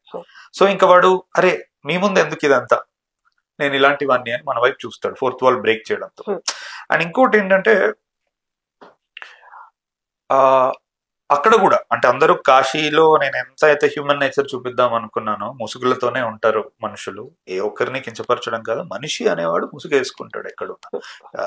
అలానే ఎగ్జాక్ట్లీ ఇక్కడ కూడా నేను ఆ ముసుగు వేసుకున్న వ్యక్తిని తీసేస్తున్నాను. అండ్ అది ఒక రాత్రిలో ఒక రోజులో మారచ్చు. ఎందుకంటే ఆ అమ్మాయిని వాడు సంవత్సరం ముందు కలిశాడు, కానీ వాడికి మ్యూజిక్ చిన్నప్పటి నుంచి ఉంది. అంటే మీరు చూసుకుంటే వాడికి నిజంగా రెండిట్లలో ఇది చాలా ఇంపార్టెంట్, కానీ దాన్ని వాడు డిగ్నిటీతో చూస్ చేసుకోలేదు. ఇప్పుడు శుద్ధిని కూర్చోబెట్టి ఇది నా పరిస్థితి అని చెప్తే అర్థం చేసుకునేంత శక్తి ఆమెకు ఉంది. కానీ మనల్ని మనం ప్రశ్నించుకుందాం, ఎంతమంది ఫేస్ చేస్తాం లైఫ్ లో. మనం అబద్ధం అనేది అసలు ఎందుకు పుడుతుంది, ఎవరైనా అబద్ధం ఎందుకు మాట్లాడతారు, నిజం చెప్పలేక. దానికి కొన్ని రకాలు ఉంటాయి. అర్థం చేసింది కూడా అది. ఆయన ఎంత బాగా చెప్తారండి అసలు, ఎక్కడ ఎవరు వల్ల ఎవరికి ఏ ఉండదు అని అమ్మాయి చెప్తుంటే ఎంత మంది కనెక్ట్ అయ్యారంటే. చాలా బ్రేకప్ స్టోరీస్ ఇట్లాగే ఉంటాయి, బ్లేమ్ చేసేసి వెళ్ళిపోతారు, ఇది నీ వల్లే ఇందుకే అని, అంటే ఫేస్ చేయలేక. ఇంతమంది కనెక్ట్ అయ్యి మిమ్మల్ని ఎవరైనా డైరెక్ట్ గా చెప్పిన సందర్భం ఉందా? అంటే ఎన్నో బ్రేకప్ స్టోరీస్ ఉంటాయి, అట్లా అయిన వాళ్ళు ఫీల్ అయ్యి 2-3 సార్లు చూస్తున్నాం అని చెప్పిన వాళ్ళు ఉన్నారు మాతోటి. అది మీకు ఎవరైనా పంచుకున్నారా? పంచుకున్నారండి. నేను నిన్న కూడా చెప్పాను, అది ఒక అబ్బాయి is a very young age, 23-24 ఉంటాయి అనుకుంటా. ఒక 7-8 years బ్యాక్ అతనికి ఇలానే జరిగి పాపం వెరీ అన్ఫార్చునేట్. ఆ అవతల వైపు ఉన్న వాళ్ళు అన్నారంట బ్రేకప్ చేసేటప్పుడు, నీ వల్లేనే ఇలా నేను అయిపోయాను అనేసి వెళ్ళిపోయాక పాపం ఆ అబ్బాయి ఆల్మోస్ట్ 7-8 సంవత్సరాలు అదే క్వశ్చన్ తో ఉన్నాడంట. చాలా రోజులు బాధపడి ఒక కైండ్ ఆఫ్ మళ్ళీ మళ్ళీ తరుముతూ ఉందంట ఆ ప్రశ్న. ఎక్కడా సమాధానం దొరకలేదు. ఈ సినిమాలో దొరికింది.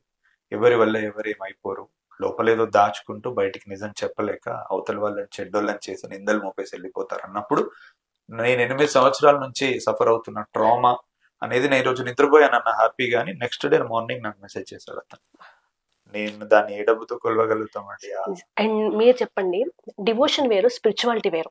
చాలా మందికి అర్థం కాక కన్ఫ్యూజ్ అవుతూ ఉంటారు. మీరు ఈ సినిమా అంతా త్రూఅవుట్ ఒక స్పిరిచువాలిటీని, ఒక ఫ్రాగ్రెన్స్ అనుకోండి, ఆ సినిమా అంతా ఆ వాసన మధ్య మధ్యలో వస్తూ ఉంటుంది కదా. మీరు క్రిస్మస్ సెలబ్రేషన్స్ లో క్రిస్టియానిటీని చూపించారు, తాజ్ మహల్ కి తీసుకెళ్లారు, కాశీలో మన హిందూ మత ధర్మం ప్రకారం అక్కడ కలపడం అదంతా చూపించారు.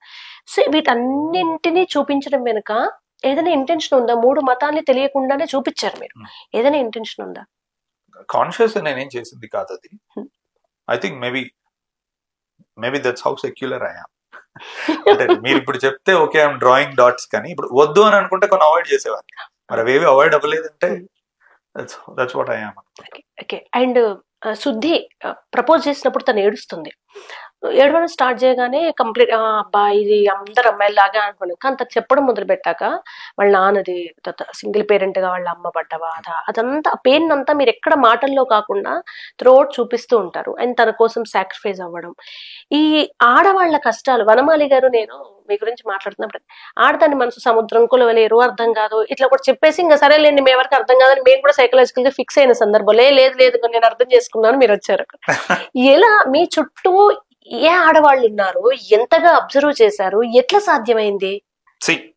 అంటే కవిగా నేను అర్థం చేసుకోవడంలో సక్సెస్ అయ్యాను, ఘోరంగా సక్సెస్ అయ్యాను. మనిషిగా నేను ఇంకా ప్రయత్నిస్తూనే ఉన్నాను. ఎందుకంటే కవిగా అంటే నా చేతిలో ఉండదు, నేను ఎలా రాస్తే అలా అవుతుంది. రియల్ లైఫ్ లో ఇట్స్ అ జర్నీ. మనం చెప్పినట్టు అంటే జనరల్ గా అందరూ ప్రేమ అంటే ఏంటి అని అడుగుతారు. అర్థం చేసుకోవడం అంతే, అది రోజు చేయాల్సిన ప్రయత్నం. సో రియల్ లైఫ్ లో నేను ఇంకా ఇట్స్ అ గుడ్ థింగ్. మనకెప్పుడు మనకు తెలుసు అర్థం చేసుకున్నామనే ఫీలింగ్ ఉండకూడదు, రోజు అర్థం చేసుకుంటూ ఉండాలి. అందులో we have some bad days, we have some very very bad days, we have some extraordinary days.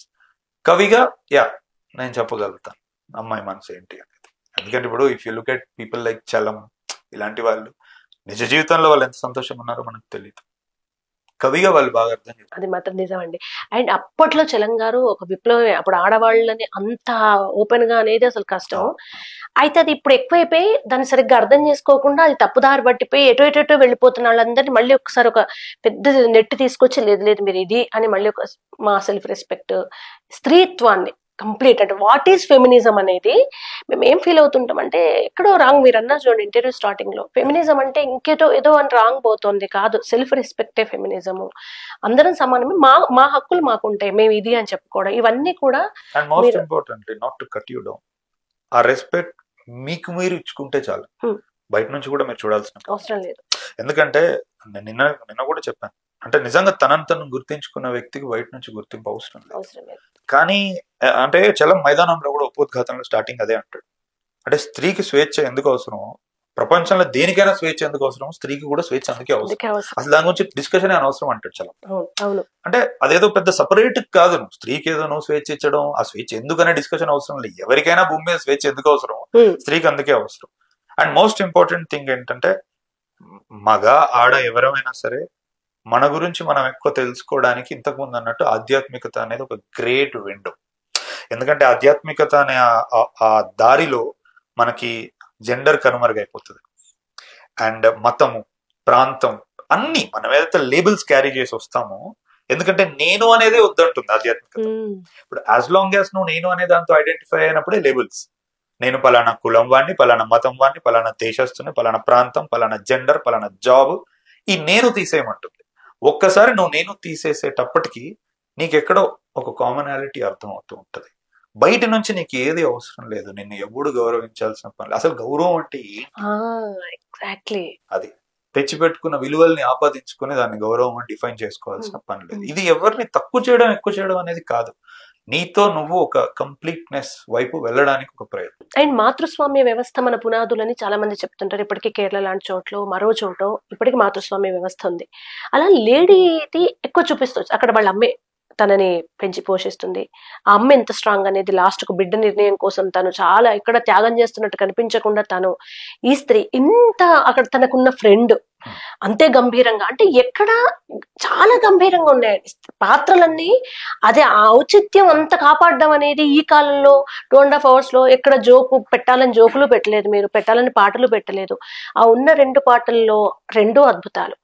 And పరవశమిలా ఆ పాట అయితే అండి చిత్రమవుతుంది పాడించారు. ఫస్ట్ యాక్చువల్లీ శ్రేయా ఘోషల్ గారిని అనుకున్నాము, నేను హేషామ్ డిస్కస్ చేసినప్పుడు for some reason she wasn't available. So next నేను ఎందుకో నాకు ఎందుకు అనిపించిందో తెలియదు కానీ అంటే చిత్రగారి కొన్ని పాటలు మౌనంగానే ఎదగమని కానీ అంటే చాలా డెప్త్ ఉంటుంది ఆవిడ పాడినప్పుడు. ఎందుకు అరే శుద్ధి అంటే అదే కదా, శుద్ధి లాంటి అమ్మాయి ఇప్పుడు అంతకుముందు 10 నిమిషాల ముందు వారణాసిలో ఒక ఫైట్ ఇంత జరిగి ఇందులో వచ్చింది. ఇప్పుడు ఈమె ఫీలింగ్స్ ని చూపించాలి అంటే ఒక లోపల ఒక గంభీర్యం ఉండాలి అండ్ హై పిచ్ ఉండాలి చెప్పేటప్పుడు, మళ్ళీ అంతే అలోకగా చాలా సున్నితంగా ఉండాలి అని తను తట్టినప్పుడు నేను హేషంకి చెప్పాను. Hesham immediately it would be a very great choice, but ఒక్కసారి కనుక్కుందాం చిత్రం అవైలబుల్ ఉందా లేదా అని అన్నాడు. And it's God's grace. And costumes మీరేనండి సెలెక్షన్? అంటే వి వర్క్ టుగెదర్, నేను ఉన్న costume designer, but I'm very particular about fabric కానీ కలర్ కానీ. చాలా వరకు అందుకే అమ్మాయికి లెనిన్ శారీస్ వాడాను మేము. క్లైమాక్స్ లో మీరు చూసుకుంటే కూడా అంటే నేను లెటర్ ఓపెన్ చేసినప్పుడు రకరకాల ఎమోషన్స్ వస్తాయి అని చెప్పి ఒక కలర్ ఇంకో కలర్ తో ఆంబ్రే డైయింగ్ కావాలి అన్నట్టు చెప్పాను. మనకు అందుకే సీజనల్ కలర్స్ ఇప్పుడు అందులో ఒక గ్రీన్ ఉంది, పింక్ ఉంది, ఏమన్నా ఒకదాంతో ఒకటి మర్జ్ అవుతాయి అనమాట. కాస్ట్యూమ్స్ అన్నారు కాబట్టి చాలా ఇంపార్టెంట్ పాయింట్ చెప్తాను, ఒక ఈస్టర్ ఎగ్ లాంటిది. కాశ్మీర్ లో ప్రపోజ్ చేసినప్పుడు వరుణ్ వైట్ షర్ట్ వేసుకుంటాడు, which is he is at his best purest self. ఒకసారి ఇంటికి వచ్చాక బర్క్లీ పోయిందన్న తర్వాత నుంచి ఇంటర్వెల్ వరకు మీరు చూడండి, grey, dark grey, little bit darker grey, black, అక్కడికి వచ్చేస్తాడు ఇక. అండ్ వీళ్ళు స్టార్టింగ్ ఎలా అయితే కలిసారో అతను బ్లాక్ లో ఈమె వైట్ లో, విడిపోవడం కూడా అలాగే జరుగుతుంది. ఈమె వైట్ లో అతను బ్లాక్ లో ఉంటాడు. అంటే కొంతమంది మన జీవితంలోకి రావడం వెళ్ళిపోవడం అంతే, they don't leave any trace on us అనేది నేను అంటే ఇది అండర్లైన్ చెప్పాలన్నట్టు అనుకున్నా. అండ్ కార్తిక్ అనే పాత్రను చూస్తే కూడా మిగతా అన్నిట్లలో అతను ప్లెయిన్ టీ షర్ట్స్ వేసుకుంటాడు. కేవలం వాళ్ళ ఫాదర్ తో అతనికి గొడవ అయినప్పుడు, అతన్ని వాళ్ళ మదర్ చెంప మీద కొట్టినప్పుడు, అండ్ ఒకసారి అతను అన్నం ఇలా తోసినప్పుడు 2 చోట్ల అతను చెక్స్ వేసుకుంటాడు. విచ్ మీన్స్ ఎక్కడో నేను హీ ఫీల్స్ వెరీ ట్రాప్డ్ అని చెప్పడానికి అవన్నీ అలా ఉన్నాయి అంతే, ఈస్టర్ ఎగ్స్ అన్ని అలా. అండ్ సెకండ్ హీరో ఎంటర్ అప్పుడు కూడా వైట్ డ్రెస్ లో కనిపిస్తూ అంటే శుద్ధి ఎలాంటిదో ఇతను అలాంటి వాడు అని చెప్పడం. అండ్ నాకు ఇంకొక డౌట్ కూడా ఉంది, ఇప్పుడు మీరు ఇన్ని కలర్స్ వేశారు కదా, రెండో హీరో ఎంటర్ అయినప్పుడు నుంచి కొంచెం లైట్ కలర్స్ పరిచయం ఇలా అంతా కూడా వైట్, పింక్ అట్లా అందమైన కలర్స్ వస్తున్నాయి కదా, అది ప్యూర్ అని చూపించే ప్రయత్నం చేశారు. ఆ అమ్మాయి లాస్ట్ కి వచ్చి హగ్ చేసుకుంటుంటుంది కదా, ఆ సీన్ లో మీరు ఆ కలర్స్ పెట్టడానికి ఏంటంటే లాస్ట్ ఇంకా ఫైనల్ వాళ్ళు అందరూ ఇక్కడ కాపేయాలి ఇక్కడ కాపేయాలి అంటే ఆ హగ్ ని ఇంకా దాని మించి వద్దు మాకు హగ్ చాలా అన్నారు. అక్కడ మొత్తం బ్యాక్గ్రౌండ్ కానివ్వండి వాళ్ళు పరిగెత్తుకు రావడం, ఆ డ్రెస్సింగ్, దానికి ఏమైనా రీజన్ ఉందా? అంటే మీరు అన్నట్టు మనకి ఆ లెటర్ చదవకంటే ముందు వరకు సంజయ్ గురించి ఏమీ తెలియదు. మనకి ఆ రచన పాత్ర గురించి చెప్పినప్పుడు ఆ సున్నితత్వం ఉంది కాబట్టి పాస్టల్ కలర్స్ ప్లెయిన్ లెనిన్స్ అని వాడాము. ఆ లెటర్ చదివిన తర్వాత అతనిలో ఎంత డెప్త్ ఉంది, అతను చిన్నప్పుడు ఒక స్క్రాప్ యార్డ్ దగ్గర నుంచి మొదలు పెడితే ఎంత కష్టాలు అనుభవించాడని తెలిసినప్పుడు అతను hard gritty guy, is not the same. అందుకని వి చోజ్ దట్ పర్పుల్, ఒక కైండ్ ఆఫ్ డార్క్ ఉన్న బ్లాక్ కలర్ యూజ్ చేశాను. నేను గెస్ చేయగలిగింది ఒకటి, నీ బ్రెయిన్ కి బాడీకి ట్రైన్ చేసిన సోల్ అంటే భగవద్గీత వస్తుంది. కొంతమంది ఇది గెస్ చేశారంట. ఓకే, బట్ సి ఎనీహౌ అది నాకు పెద్ద ప్రాబ్లం ఏం కాదు, ఎందుకంటే ఏదో అతడులో అన్నట్టు ఒక సుమో వెళ్తే 2 సుమోలు అన్నట్టు అక్కడ గెస్ చేసిన తర్వాత ఆటోలో ఉన్నది అతనేనా, అది మనం ఓన్లీ ఆడియో క్యూ ఇచ్చాం. తర్వాత మళ్ళీ రోజ్ పువ్వు వెళ్ళిపోయింది, అదొక విజువల్ మెటఫర్. తర్వాత మళ్ళీ తాజ్ మహల్ దగ్గర మేడం గైడ్ చాయ్ అంటే నేను అరే ఇది ఇక్కడ గెస్ట్ చేసినా పర్లేదు, వాళ్ళు గెస్ట్ చేయకూడదని నేనేం అనుకోలేదు. కానీ మేము బాగా లీనమైపోయేసరికి ఇన్ని చోట్ల అతను ఉన్నాడా అనేది. అండ్ ఇంకొకటి అండి, అబ్బా ఎంత అద్భుతం అంటే లిటరల్ గా మేము బాగా అరిచి చప్పట్లు కొట్టింది ఎక్కడంటే ప్రాస్టిట్యూట్ స్టోరీ చెప్తుంటాడు కదా తను, అక్కడ నేను బురదలో ఉన్న ఆ, నేను నా- నా శరీరం బురదైన మనసు తులుసుకోట అనడం. ఆ. ఆ, ఎట్లా రాశారండి ఆ స్టోరీ? దానికి ఏమైనా ఇన్స్పిరేషన్ ఉందా? ఇన్స్పిరేషన్ అంటే అంటే నేను అంతకుముందు ఒకసారి వాళ్ళ కథలు చదివాను. ఒక ఢిల్లీ ఆథర్ రాశాడు, మయాంక్ ఆస్టన్ సూఫీ అని. ఒక బుక్ రాసినప్పుడు వాళ్ళ లైఫ్ గురించి నాకు ఇట్స్ అ విండో. అంటే బిహైండ్ అంటే అసలు ఎవరు యాక్చువల్లీ ఎవరిని జడ్జి చేయాలి అనేది ఆ బుక్ చదివాక నాకు అర్థమైంది. అంటే జనరల్ గా సమాజము మంది మనం చూసుకోలేక వాళ్ళని అంటూ ఉంటారు కదా, అసలు వాళ్ళ దగ్గరికి వచ్చే వాళ్ళు ఎలా ఉన్నారు, వాళ్ళ ప్రవర్తన ఎలా ఉంది, అంటే వాళ్ళు ఎంత అనాగరికంగా ప్రవర్తిస్తున్నారు అని తెలిసాక వాళ్ళ మీద ఒక గౌరవం వచ్చింది నాకు. ఇప్పుడు ఆ గౌరవం వచ్చినప్పుడు అక్కడ నుంచి వచ్చే ప్రతి మాట చాలా గంభీరం ఉంటుంది. ఎందుకంటే నేను ఆ కథల్లో వన్ ఆఫ్ ద విమెన్ అలే అంటారు. అంటే ఒక ఒక ఒక పిక్చర్ ఉంటుందండి, సింపుల్ ఒక టాప్ యాంగిల్లో, మేబీ రాత్రి తర్వాత పొద్దుటి పిక్చర్ అనుకుంటా. ఆ అలసిపోయి అలా పడుకొని ఉంటది ఆవిడ, చీర కొంచెం ఇట్లా పక్కకు వచ్చి ఉంటుంది, ఆవిడ కాళ్ళకి మెట్టలు ఉంటాయి, మెడలో మంగళసూత్రం ఉంటుంది. ఆమె కూడా వన్ ఆఫ్ ద ఫ్లెష్ ట్రేడరే.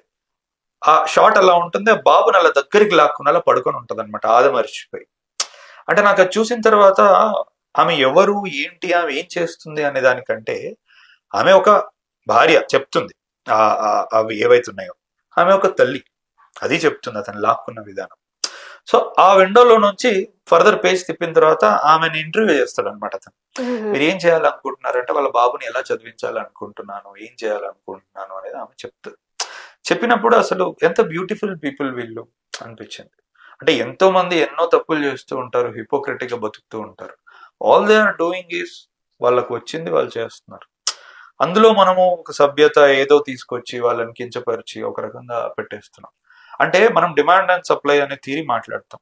అసలు డిమాండ్ లేకపోతే సప్లై ఎవరు చేస్తారు? మరి ఇప్పుడు ఈ డిమాండ్ పడే వాళ్ళని ఏమనాలి ప్రపంచం? అవన్నీ ఆలోచించినప్పుడు వీళ్ళు చాలా గొప్పగా అనిపిస్తారు. మీ మధురం, ఐఎమ్ సారీ నేను అసలు చూడలేదు అంతకు ముందు. 8 వసంతాలు చూసాక మీ గురించి సెర్చ్ చేస్తూ వచ్చిన క్రమంలో మధురం చూసా. మధురం తర్వాత బ్యాక్ స్పేస్ చూసా. మీరే యాక్టర్ అందులో. అది 3 సార్లు చూసా బ్యాక్ స్పేస్. నాకు ఫస్ట్ అర్థం కాలే, పూర్తిగా అర్థం కావాలి డీటెయిల్ 2-3 సార్లు చూసా. తర్వాత మను వెతికితే యూట్యూబ్ లో అసలు లేదు, ఇంకా థియేటర్ ప్రైమ్ లో ఉండే. ఓకే, ఇప్పుడు అదొకటి మిగిలింది. మధురంకి ఎంతమంది ఫ్యాన్స్ ఉన్నారు. ఇక్కడ మా ఆఫీస్ లో అందరూ మధురం డైరెక్టర్. ఒక షార్ట్ ఫిల్మ్ ఎప్పుడు 11 సంవత్సరాల క్రితం తీసిన డైరెక్టర్ ఈ సినిమా తీసాడు. కింద కామెంట్స్ లో కూడా అన్నా నీ సినిమానా, నా మధురం తర్వాత ఇలాంటి. అసలు అందులో ఉన్న హీరోనే ఇందులో. నేను మధురం చూడలే గనక సంజయ్ నాకు తెలియదు. వీళ్ళందరూ వచ్చే సెకండ్ హాఫ్ హీరో అంతా అసలు మధురం హీరో అంటే ఇంత హ్యూజ్ ఫ్యాన్స్ ఒక్క షార్ట్ ఫిల్మ్ తో ఎలా అని చూసా. అందులో 2 IAS ఆఫీసర్స్, సివిల్స్, అంత మధురం చూసా. నేనేమనుకున్నా అంటే మీరు ఏం చదివారో అడగాలని అనుకున్నా. ఇవన్నీ మొత్తం చూసిన తర్వాత ఈ డైలాగ్స్, ఆ నాలెడ్జ్, త్రివిక్రమ్ గారు రాస్తారు, మనిషిని కూర్చోబెట్టేలాగా రాస్తారు. ఆ తర్వాత మీరు రాస్తే అసలు ఏం చదివారు చెప్పండి మీరు? అంటే ఎడ్యుకేషనల్ బ్యాక్గ్రౌండ్ అయితే కనుక బ్యాచిలర్స్ ఇన్ ఫార్మసీ.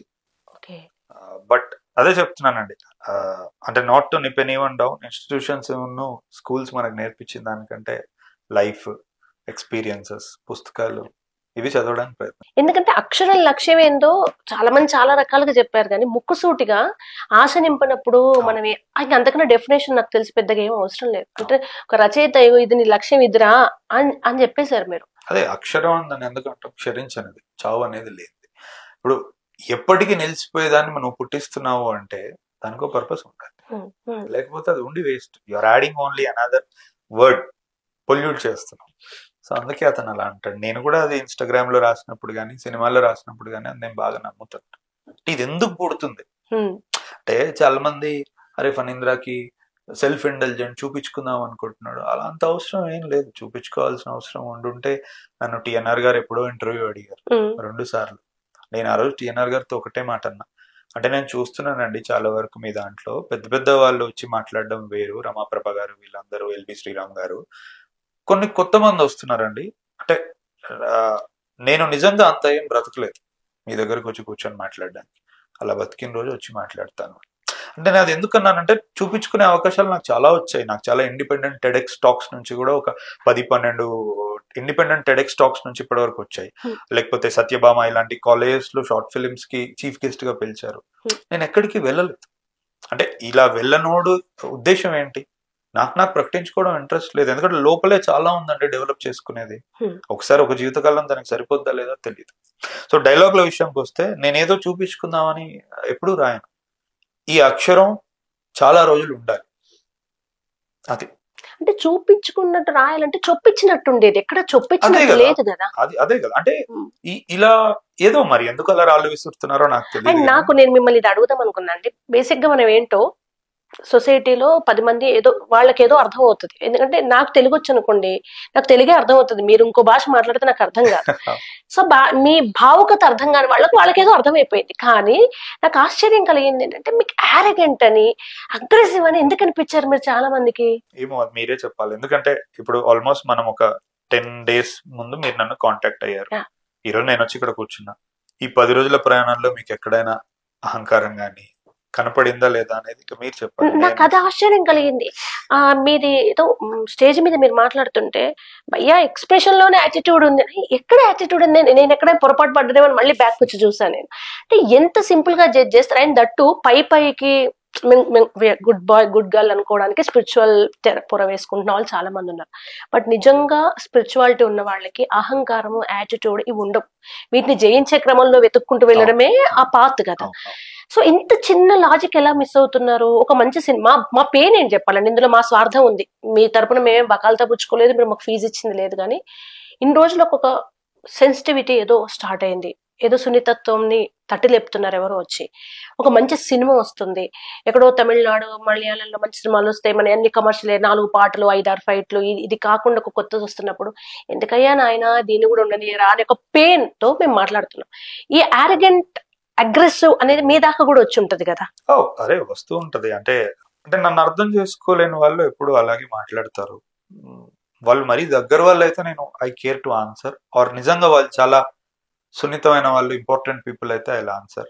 లేదు అని అనుకుంటే I just leave it to them. అంటే నేను వాళ్ళని ఫూల్స్ అనుకుంటే నేనేమన్ను. అంటే లోకో బిన్నర్ వచ్చి ఇంకోటి ఏంటంటే నేనేమంటాను, నీ కళ్ళద్దాలు సరిగ్గా తుడుచుకో, నేను కనబడకపోతే. దాని మీద మరకలు ఉన్నాయి, లేకపోతే అది వేరే రంగు, అది తీసి చూడు నువ్వు. అరగన్స్ అంటే ఈరోజు ఒక మనిషి స్టేజ్ మీద నిలబడి, నేను ఎవరిని అవమానించలేదండి. 8 సంవత్సరాల నుంచి నేను ఎక్కడికైనా వెళ్ళినా నాకు కమర్షియల్ సినిమా తీయొచ్చు కదా అని సలహాలు ఇచ్చినప్పుడు నాకు ఆ గాయాలు లోపల నాలో ఉన్నప్పుడు నేను స్టేజ్ మీద నేను పెన్ను పక్కన పెట్టి అన్న మాట నేను మాట్లాడాను తప్ప నేను ఎవరిని తక్కువ చేయలేదు. అసలు కమర్షియల్ సినిమానే నేను తక్కువ చేయలేదు. అంటే ఒక మనిషి ఆ మాత్రం కూడా వాడు ప్రకటించుకుంటే ఈ ప్రపంచానికి అహంకారం అరగెన్స్ కనబడుతుంది అని అంటే ఇంకది I leave it to them. అంటే నాకు చాలా జాలేస్తుంది. అంటే మీరు ఇదే నన్ను అర్థం చేసుకోలేరు. మీరు మీ ఇంటర్పర్సనల్ రిలేషన్షిప్స్ లో మీరు ఏం అర్థం చేసుకుంటారు? మీ చుట్టూ ఉన్న వాళ్ళతో మీరు విషయాలను ఎలా అర్థం చేసుకుంటారని నాకు జాలేస్తుంది, అంతే తప్ప ఇంకేం లేదు. నేను అన్నది అది కాదు. ఇప్పుడు నేను అప్పటి నుంచి చెప్పా, నేను అనేదాన్ని సాధ్యమైనంత వరకు తీసేస్తూ ఉండడమే ఆధ్యాత్మికత. నేను అదే తెలుసుకుందాం అనుకుంటున్నా. నాకున్న శక్తులు నేను బ్రతుకుదాం అనుకుంటున్నా. ఆరోగెన్స్ అని అగ్రెసివ్ అనేది ఒక అప్రోచ్. అది ఎప్పుడు తప్పు కాదు.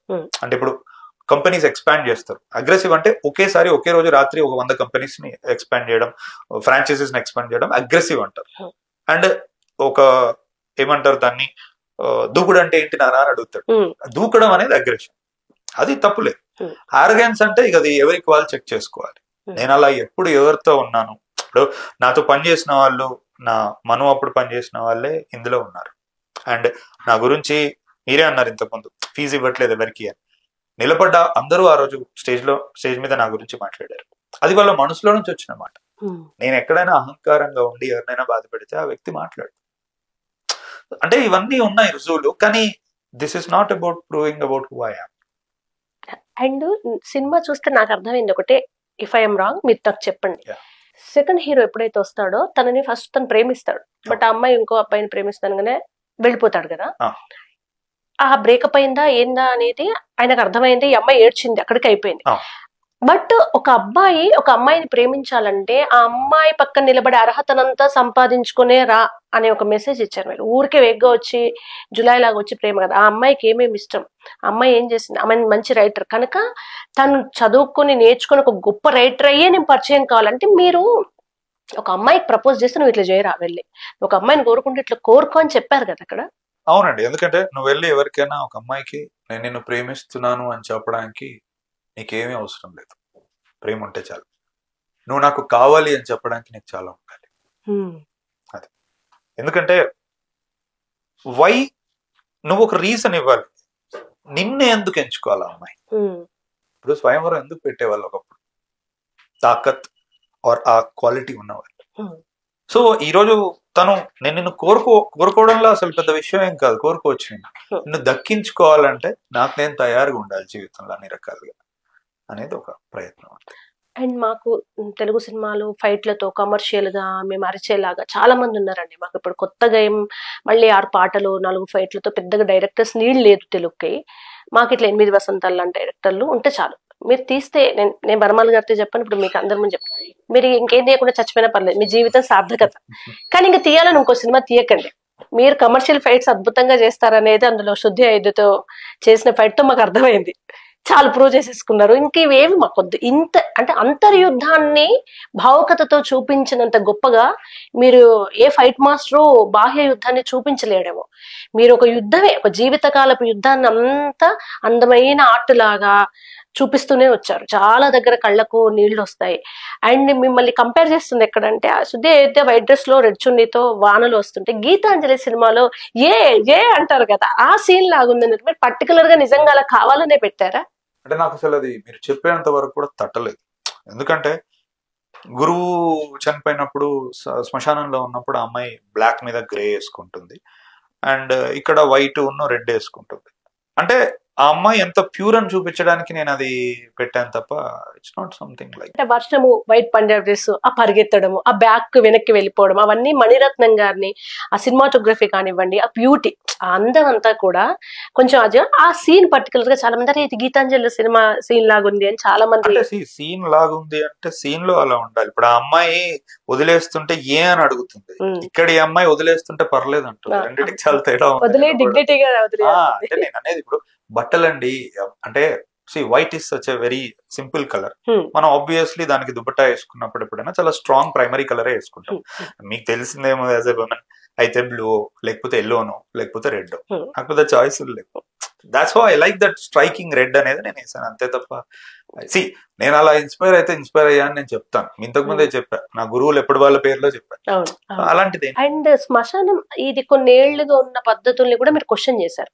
అమ్మాయి ఏ చేయాలి, నువ్వు గుండు గీకించుకో అనగానే వెళ్ళి కూర్చుంటది, ఇంకా వాళ్ళే భయపడి వద్దమ్మా నువ్వు చెయ్యాలంట. అక్కడ స్త్రీ మేము 9 మాసాలు మోసి జన్మించే వాళ్ళ మోక్షాన్ని ఇయ్యలేమా అంటారు. ఒక ఇన్నేళ్ల దాన్ని మనం ఒక మాటతో తీసేస్తున్నామో లేదా కొత్త ఇది మేమే కదా అని ఒక మాతృస్వామ్య వ్యవస్థను మళ్ళీ ఒకసారి మీరు కళ్ళ ముందు పెట్టే ప్రయత్నం చేస్తున్నప్పుడు ఎప్పుడైనా ఇట్లాంటి ఈ సీన్స్ రాసుకుంటున్నప్పుడు ఆలోచించారా, ఇదేమన్నా క్వశ్చన్ చేస్తారేమో, దీనికి ఏమన్నా మాట పడాల్సి వస్తుందేమో, ఇలాంటివి ఎప్పుడైనా ఆలోచించారా? అలా ఏం లేదండి. ఎందుకంటే ఇప్పుడు మాతృస్వామ్య వ్యవస్థ అని మీరు అంటున్నారు, పుట్టిన తర్వాత పాలు తాగినన్ని రోజులు అది ఉంటుంది. నువ్వు పాలు తాగకుండా పెరుగు, అప్పుడు మాట్లాడదు. రెండోది, సుష్మా స్వరాజ్ గారు చనిపోయినప్పుడు వాళ్ళ కూతురే దహనం చేశారు. అంటే ఆ ప్రాక్టీసెస్ మారే ఈ మధ్య కాలంలో చాలా మంది విమెన్ చేస్తున్నారు. సో నేను ఏదో క్వశ్చన్ చేస్తున్నాను నేను అనుకోలేదు. ఇక్కడ ఆ క్యారెక్టర్ కి ఆల్రెడీ గురువు చెప్తాడు, ఎవరు లేరు ఇంకా నాకు నువ్వే, కాబట్టి she's very adamant about it. మధురంకి, మనుకి అండ్ ఇప్పుడు 8 వసంతాలకి గ్యాప్, ఎనీ పర్టికులర్ రీజన్? ఏమో అండి, కొన్నిసార్లు కొన్ని ఆలోచనలు తరుముకుంటూ పోతుంటే ఆటోమేటిక్ గా టైం పడుతూ ఉంటుంది. అంటే నేను ఇంతకు ముందు కూడా చెప్పినట్టు, అంటే నాకు ఆ స్త్రీ మనసులోకి వెళ్ళడానికి నాకు టైం పట్టింది. అంటే అక్కడి నుంచి చూస్తేనే ఇంత సున్నితత్వం అనేది నాకు అలవాటు అయింది. ఇప్పుడు ఊరికే రాసేయచ్చు, అది అందులోకి నేను వెళ్ళి ఆమె కళ్ళలో నుంచి పెయిన్ ని గానీ, స్ట్రెంగ్త్ ని గానీ, లాస్ ని గానీ, సాక్రిఫైస్ ని గానీ చూడడానికి నాకు టైం పట్టింది. ఈ లైన్ అనుకున్నప్పుడు చాలా లవ్ స్టోరీస్ ఉన్నాయండి, కానీ ఇంత అద్భుతమైన లవ్ స్టోరీ ఒక లైన్ ఇంకో 100 సినిమాలతో 101 అనుకోవచ్చు. ఎందుకు, ఏదైనా రీజన్ ఉందా? ఈ లైన్ శుద్ధి అయోధ్య క్యారెక్టర్ ఒక స్ఫూర్తి ఏదో ఉండుంటుంది కదా మీకు, ఇన్స్పిరేషన్ చుట్టూన్న వాళ్ళలోనూ. అలా బేసిక్ ఎక్కడి నుంచి తీసుకున్నారు మీరు? అది కలెక్టివ్ బేస్. అంటే నేను పెరిగినప్పుడు మా అత్తయ్యలు చాలా స్ట్రాంగ్ ఉమెన్ ఇంట్లో, ఈ రోజుకి కూడా. అండ్ నేను ఎక్స్పోజ్ అయిన లిటరేచర్ లో స్ట్రాంగ్ విమెన్ నన్ను బాగా అట్రాక్ట్ చేసేవాళ్ళు. నాట్ దట్ స్ట్రాంగ్ మెన్ అని కాదు, అది వెరీ గివెన్, అందరికీ తెలుసు రాముడు కృష్ణుడు అది ఇది. బట్ నువ్వు కొంచెం ఫోకస్ చేస్తే అశోకవనంలో సీత ఎంత స్ట్రాంగ్ గా ఉంది, అలాంటి వాళ్ళ మధ్యలో రావణుడు వచ్చి మ్యానిపులేట్ చేద్దామని ట్రై చేసినప్పుడు కూడా ఆమె ఎంత స్ట్రాంగ్ గా ఉంది, ఒంటరిగా ఉండి చాలా ప్రతికూల పరిస్థితుల్లో ఉంది ఆవిడ ఆ రోజు. ఎవరో ఒకరిద్దరు త్రిజట వాళ్ళు వీళ్ళు ఫ్రెండ్స్ అయ్యారు తప్ప మిగతా చాలా ప్రతికూల పరిస్థితుల్లో ఉంది. అండ్ ద్రౌపది ఒక్కటి ఉంటూ అలాంటి రోజుల్లో తను ఎట్లా హ్యాండిల్ చేసింది అవమాన భారాన్ని గాని, కొడుకుల్ని పెంచుతూ 5గురిని. అండ్ కుంతి ఎంత స్ట్రాంగ్ గా ఉంది, కేవలం తన పిల్లల్ని కాకుండా మాద్రి పిల్లల్ని పెంచడం అనేది. సో ఇవన్నీ చాలా రోజుల నుంచి చదువుతుంటే అరే ఒక శక్తి శక్తి శక్తి నిగూఢమైన ఉంటది కదా అని కలెక్టివ్ గా ఫామ్ అయిపోయి నాకు. ఫైట్ దగ్గర వెనకాల షర్ట్ కి ఆ హీరోయిన్ కి అది మీ ఐడియానేనా అండి? అవునండి, అమ్మో అది అది రావాలని చెప్పేసి టైగర్ ఏదైతే కావాలో ఎంబ్రాయిడరీ చేపించాను, దుర్గా పులి ఆ రకంగా. అవునవును, వాహనం కాబట్టి. ఆ అమ్మాయికి ముందే ఇవన్నీ వచ్చాయండి ఆర్ట్స్? అవును, మార్షల్ ఆర్ట్స్ వచ్చండి, అందుకే ఆమె స్పీడ్ గానీ ఆమె మూమెంట్స్ కానీ అంత బిలీవబుల్ గా ఉంది. ఆమె బుడోకానో షోటోకానో ఈ రెండిట్లో ఏదో ఒక కరాటేలో ఆమె ఆల్రెడీ బ్లాక్ బెల్ట్. సో ఇప్పుడు దీనికోసం వేరే ఫామ్ నేర్పించాము, ఒక 2 to 3 months అంతే. బట్ మూమెంట్స్ అన్ని అందుకే చాలా క్విక్ ఉన్నాయి. ఏ భావమైనా మాతృభాషలో చెప్పినంత గాఢంగా ఇంకో భాషలో చెప్పలేవంట, అందుకే బహుశా మీరు ఆ పదాలు అంత గొప్పగా వచ్చుంటాయి. బట్ ఇంత భావుకత ఉన్న సినిమా తీయడం బానే ఉంటుంది, థియేటర్లోకి వచ్చాక మాకు చూడడం కూడా బానే ఉంది. కానీ అనుకున్న దగ్గర నుంచి థియేటర్ వరకు ఒక జర్నీ ఉంటది, అది ఆల్మోస్ట్ ముళ్ళ మీద ప్రయాణంలా ఉంటుంది. మైత్రి మూవీ మేకర్స్ లాంటి వాళ్ళని ఎలా కన్విన్స్ చేశారు? పురిటి నొప్పులే అయి ఉంటుంది కదా ఈ జర్నీ అంతా? లేదండి, అదర్ వే అరౌండ్. అంటే కథ విన్న వెంటనే ఇంటర్వెల్ సీక్వెన్స్ కే రవి గారికి చెప్పాను కదా, ఇంటర్వెల్ సీక్వెన్స్ కే సార్ అసలు అంటే ఒక కమర్షియల్ ప్రేక్షకుడు ఎట్లా రియాక్ట్ అవుతాడో అలా రియాక్ట్ అయ్యాడు. ఎండింగ్ అయిపోయేటప్పటికి కూడా చాలా బాగా నచ్చింది, how it all tight together అని. అప్పుడే నేను ఇంతకు ముందు అన్నట్టు 4.5 గంటలు వస్తుంది కదా అని మాట్లాడుకున్నాం తప్ప ఎప్పుడు అంటే అసలు ఇది చేయి అది చేయి ఇది తీ అది తీ అని ఏ రోజు అనలేదు. అంటే ఐ థింక్ అది కథాబలం వల్ల అనుకుంటా, కథాబలం వల్ల పాత్ర అంత 3D లో అలా బయటికి వచ్చి మాట్లాడుతూ ఉండడం వల్ల వాళ్ళకి లెట్స్ టేక్ ఎ ఛాన్స్ అసలు ఏముంది ఇందులో అన్నట్టు అనుకుంటా. అసలు నిజంగా సినిమా బాగుంటే మౌత్ టాక్ అనేది పెద్ద పబ్లిసిటీ అనేది మళ్ళీ ఒకసారి ప్రూవ్ చేసిన సినిమా ఇది. మొదటి రోజు నార్మల్ గా అలా అలా నడుస్తూ నలుగురు వచ్చి బయటకు వెళ్ళి నలుగురికి చెప్పడం, వాళ్ళు మళ్ళీ రావడం, ఇలా జరుగుతుంది. నలుగురు బయటకు వెళ్ళి నలుగురికి చెప్పడం, మళ్ళీ 4 సార్లు చూడడం అది జరుగుతుంది ఇప్పటికీ. అండ్ 8వ వసంతం పెద్ద పెద్ద సినిమాలు 5-6 రోజుల నుండి వెళ్ళిపోతున్నాయి. ఇంకా ఇంత ప్రయాణం, థియేటర్ రిలీజ్, ఇంత మంచి టాక్, స్టార్టింగ్ 1-2 days ఎవరికైనా ఒక డైరెక్టర్ ఉంటుంది ఏంటి ఇది హిట్టా ఏం అర్థం కాని కన్ఫ్యూజన్ ఉంటుంది కదా, మీకేమనిపించింది ఫస్ట్ 3-4 days? నాకేం అనిపించలేదండి. అంటే నేను నా జాబ్ రైట్ గా చేశానని తెలుసు.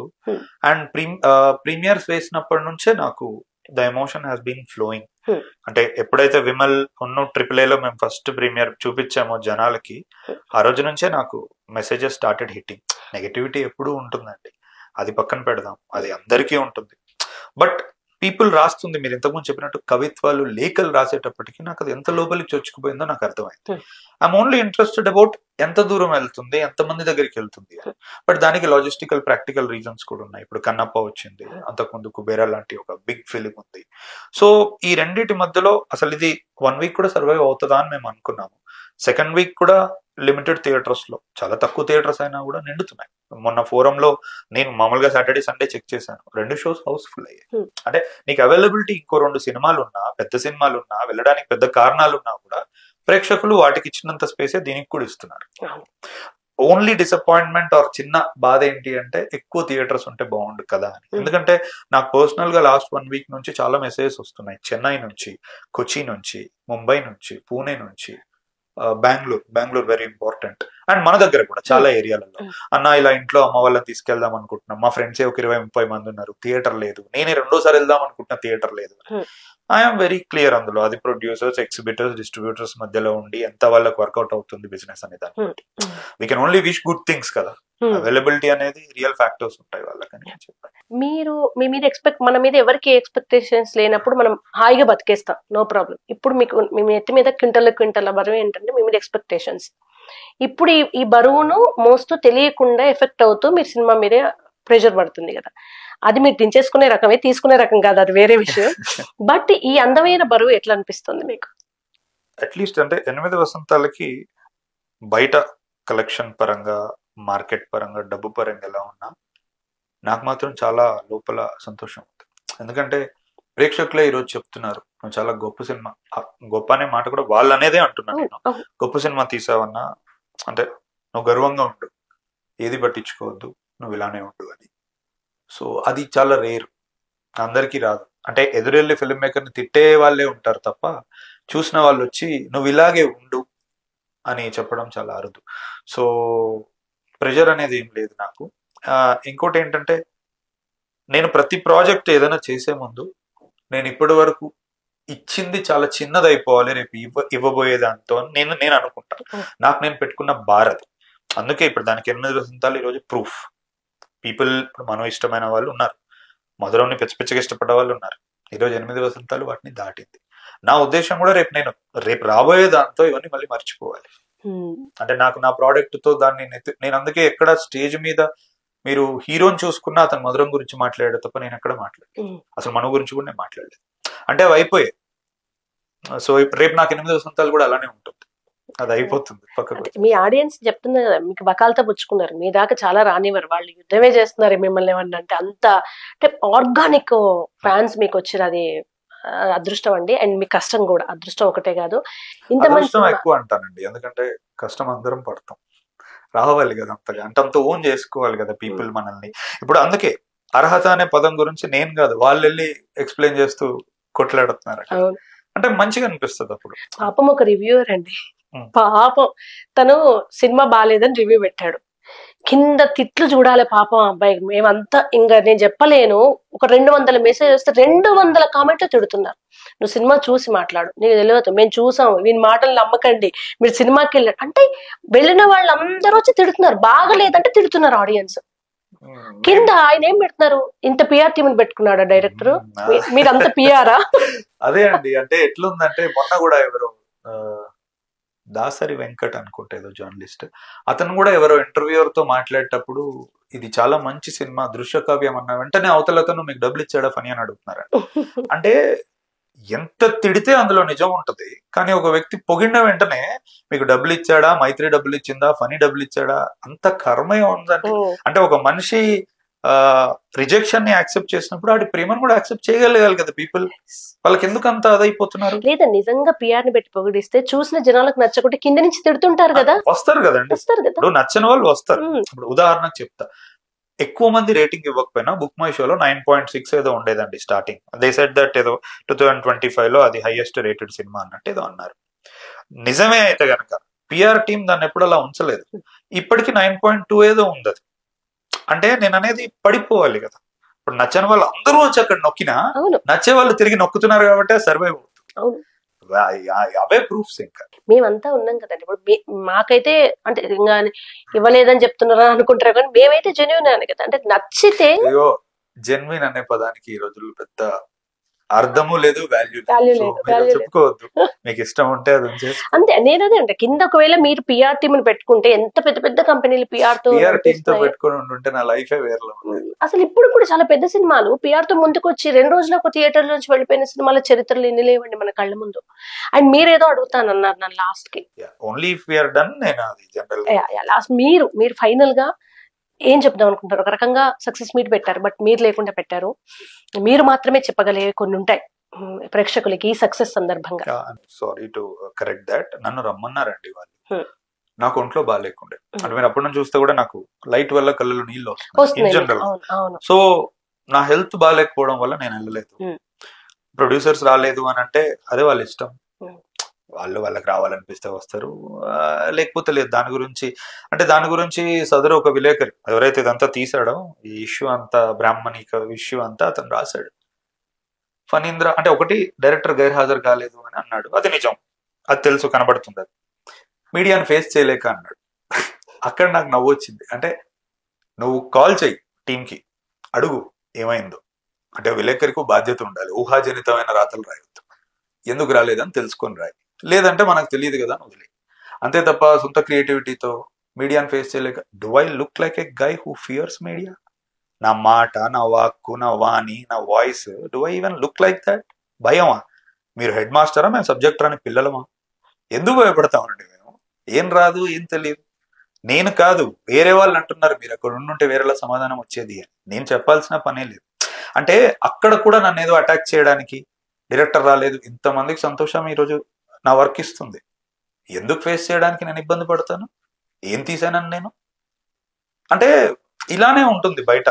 కానీ ఇక మనం ప్రతి మాటకు కూడా మనం సమాధానం చెప్పాల్సిన పని లేదు. సో సక్సెస్ ఇఫ్ యూ కాల్సో, నేను సక్సెస్ ఫ్లాప్ నేను అది ఏది అనట్లేదు, నా వల్ల మీకు ఆనందం వచ్చింది అంటున్నా, దానికి మీరు సక్సెస్ అనే పేరు పెడుతున్నారు, వాట్ ఎవర్ ఇట్ ఈస్. నేను చెప్పాలనుకున్నది ఏంటంటే థ్యాంక్ యూ. ఎందుకంటే మను అప్పుడు ఇట్ వాస్ వెరీ డిఫరెంట్. మను అప్పుడు ప్రేక్షకులే రెండుగా విడిపోయారు, కొంతమందికి నచ్చింది, కొంతమందికి నచ్చలేదు. 8 వసంతాలప్పుడు ఇట్ ఈస్ వెరీ క్లియర్, ప్రేక్షకులకు నచ్చింది.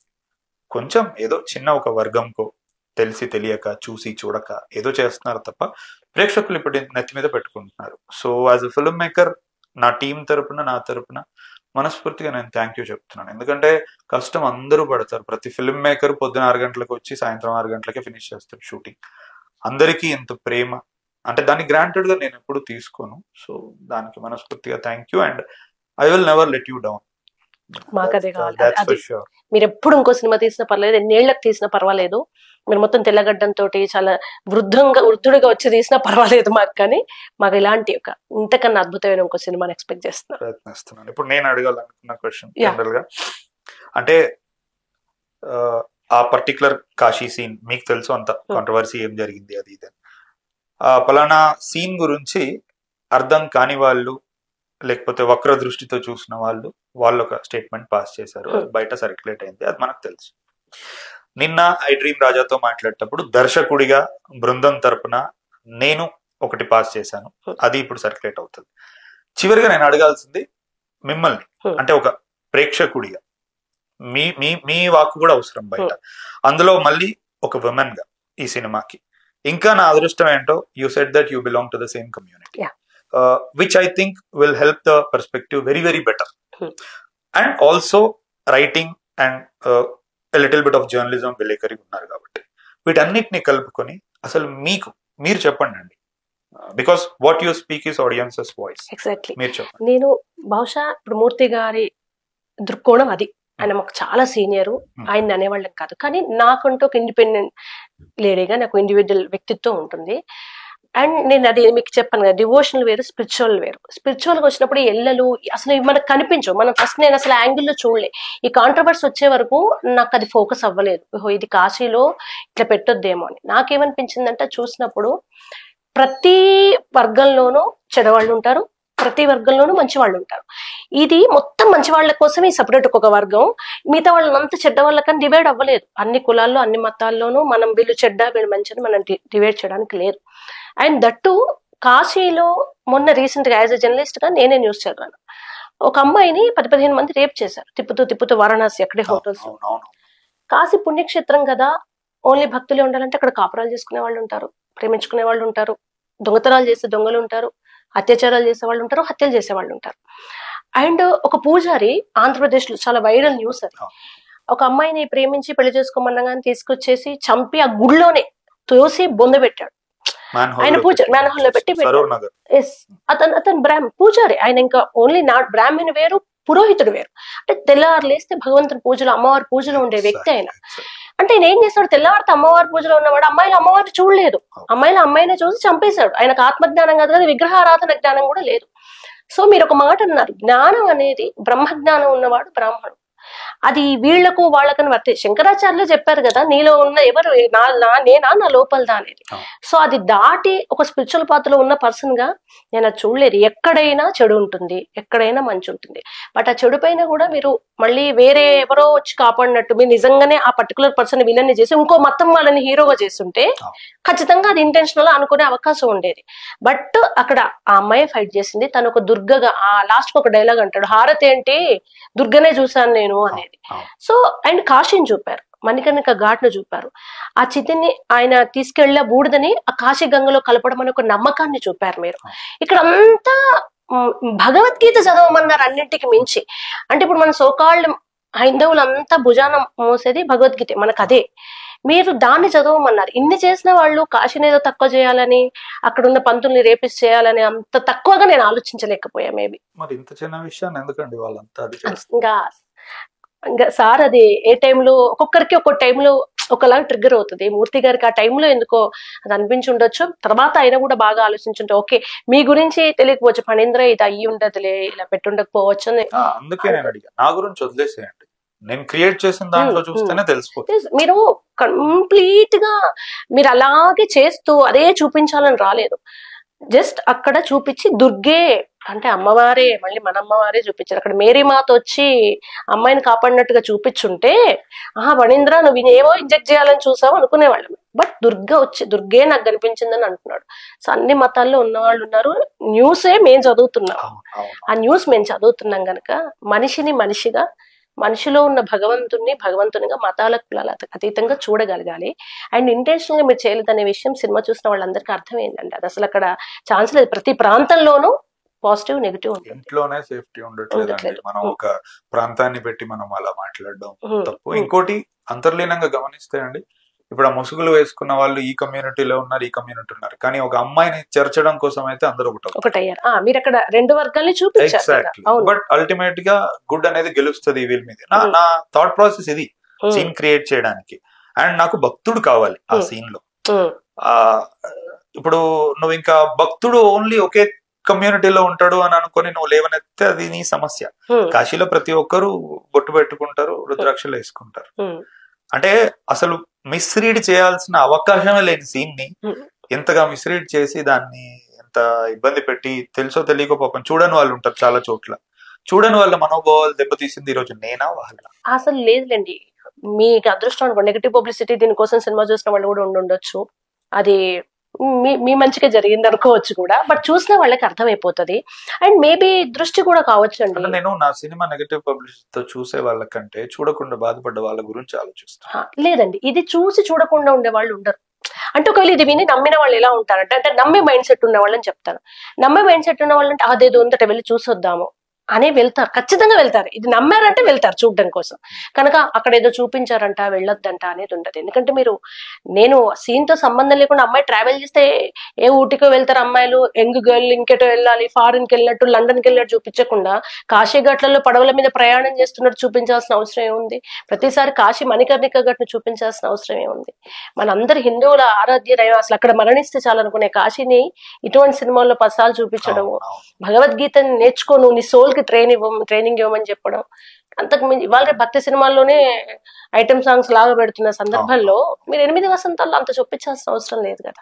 Thank you. ఎందుకంటే నాకు అదే ఇప్పుడు మీరు మాట్లాడింది ఆల్మోస్ట్ చాలా మటుకు ఆడియన్స్ వాయిస్ ఇది. మీరు ఆల్రెడీ వచ్చి నా స్టోరీస్ చూస్తున్నారు, కమెంట్లు చూసారు కాబట్టి మీరు ఆడియన్స్ వాయిస్ మాట్లాడారు. అది ఇంపార్టెంట్ నాకు ఇప్పుడు.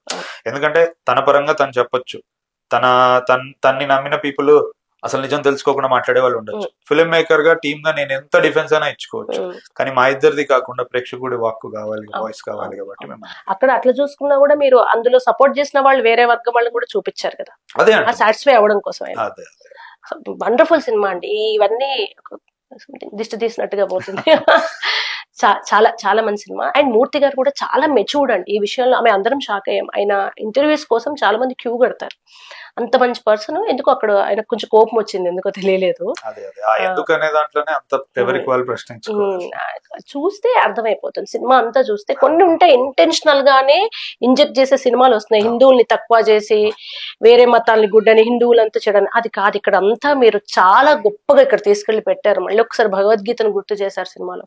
Wonderful cinema. అండ్ మీరెక్కడ ఏవి పట్టించుకోకుండా మీకేమనిపిస్తే అదే పేపర్ మీద పెట్టి ఆ అక్షరాల్ని మళ్ళీ మా మీదకి ఒకరోజు తెర మీదుగా వదిలితే ఆ అక్షరాల వర్షంలో మేము అందరం తడిసి ముద్దయితాం గనక. And thank you so much Phanindra గారు. మీరు ఇంటర్వ్యూ, నేను యాక్చువల్ గా పెద్దగా ఎవరిని ఇంటర్వ్యూస్ అడిగే రకం కాదు, కానీ ఆ సాహిత్యం, అక్షరాలు, ఒక నవలని 70mm మీద మేము ఊహించుకుంటాము. నవలైతే మాకు ఊహించుకోవాల్సిన అవసరం లేకుండా మీరు చక్కగా తీసి పెట్టినట్టుగా అనిపించింది. అంత అద్భుతమైన అందమైన సినిమా, సున్నితమైన సినిమా అందించినందుకు అందరి తరపున thank you so much. Thank you.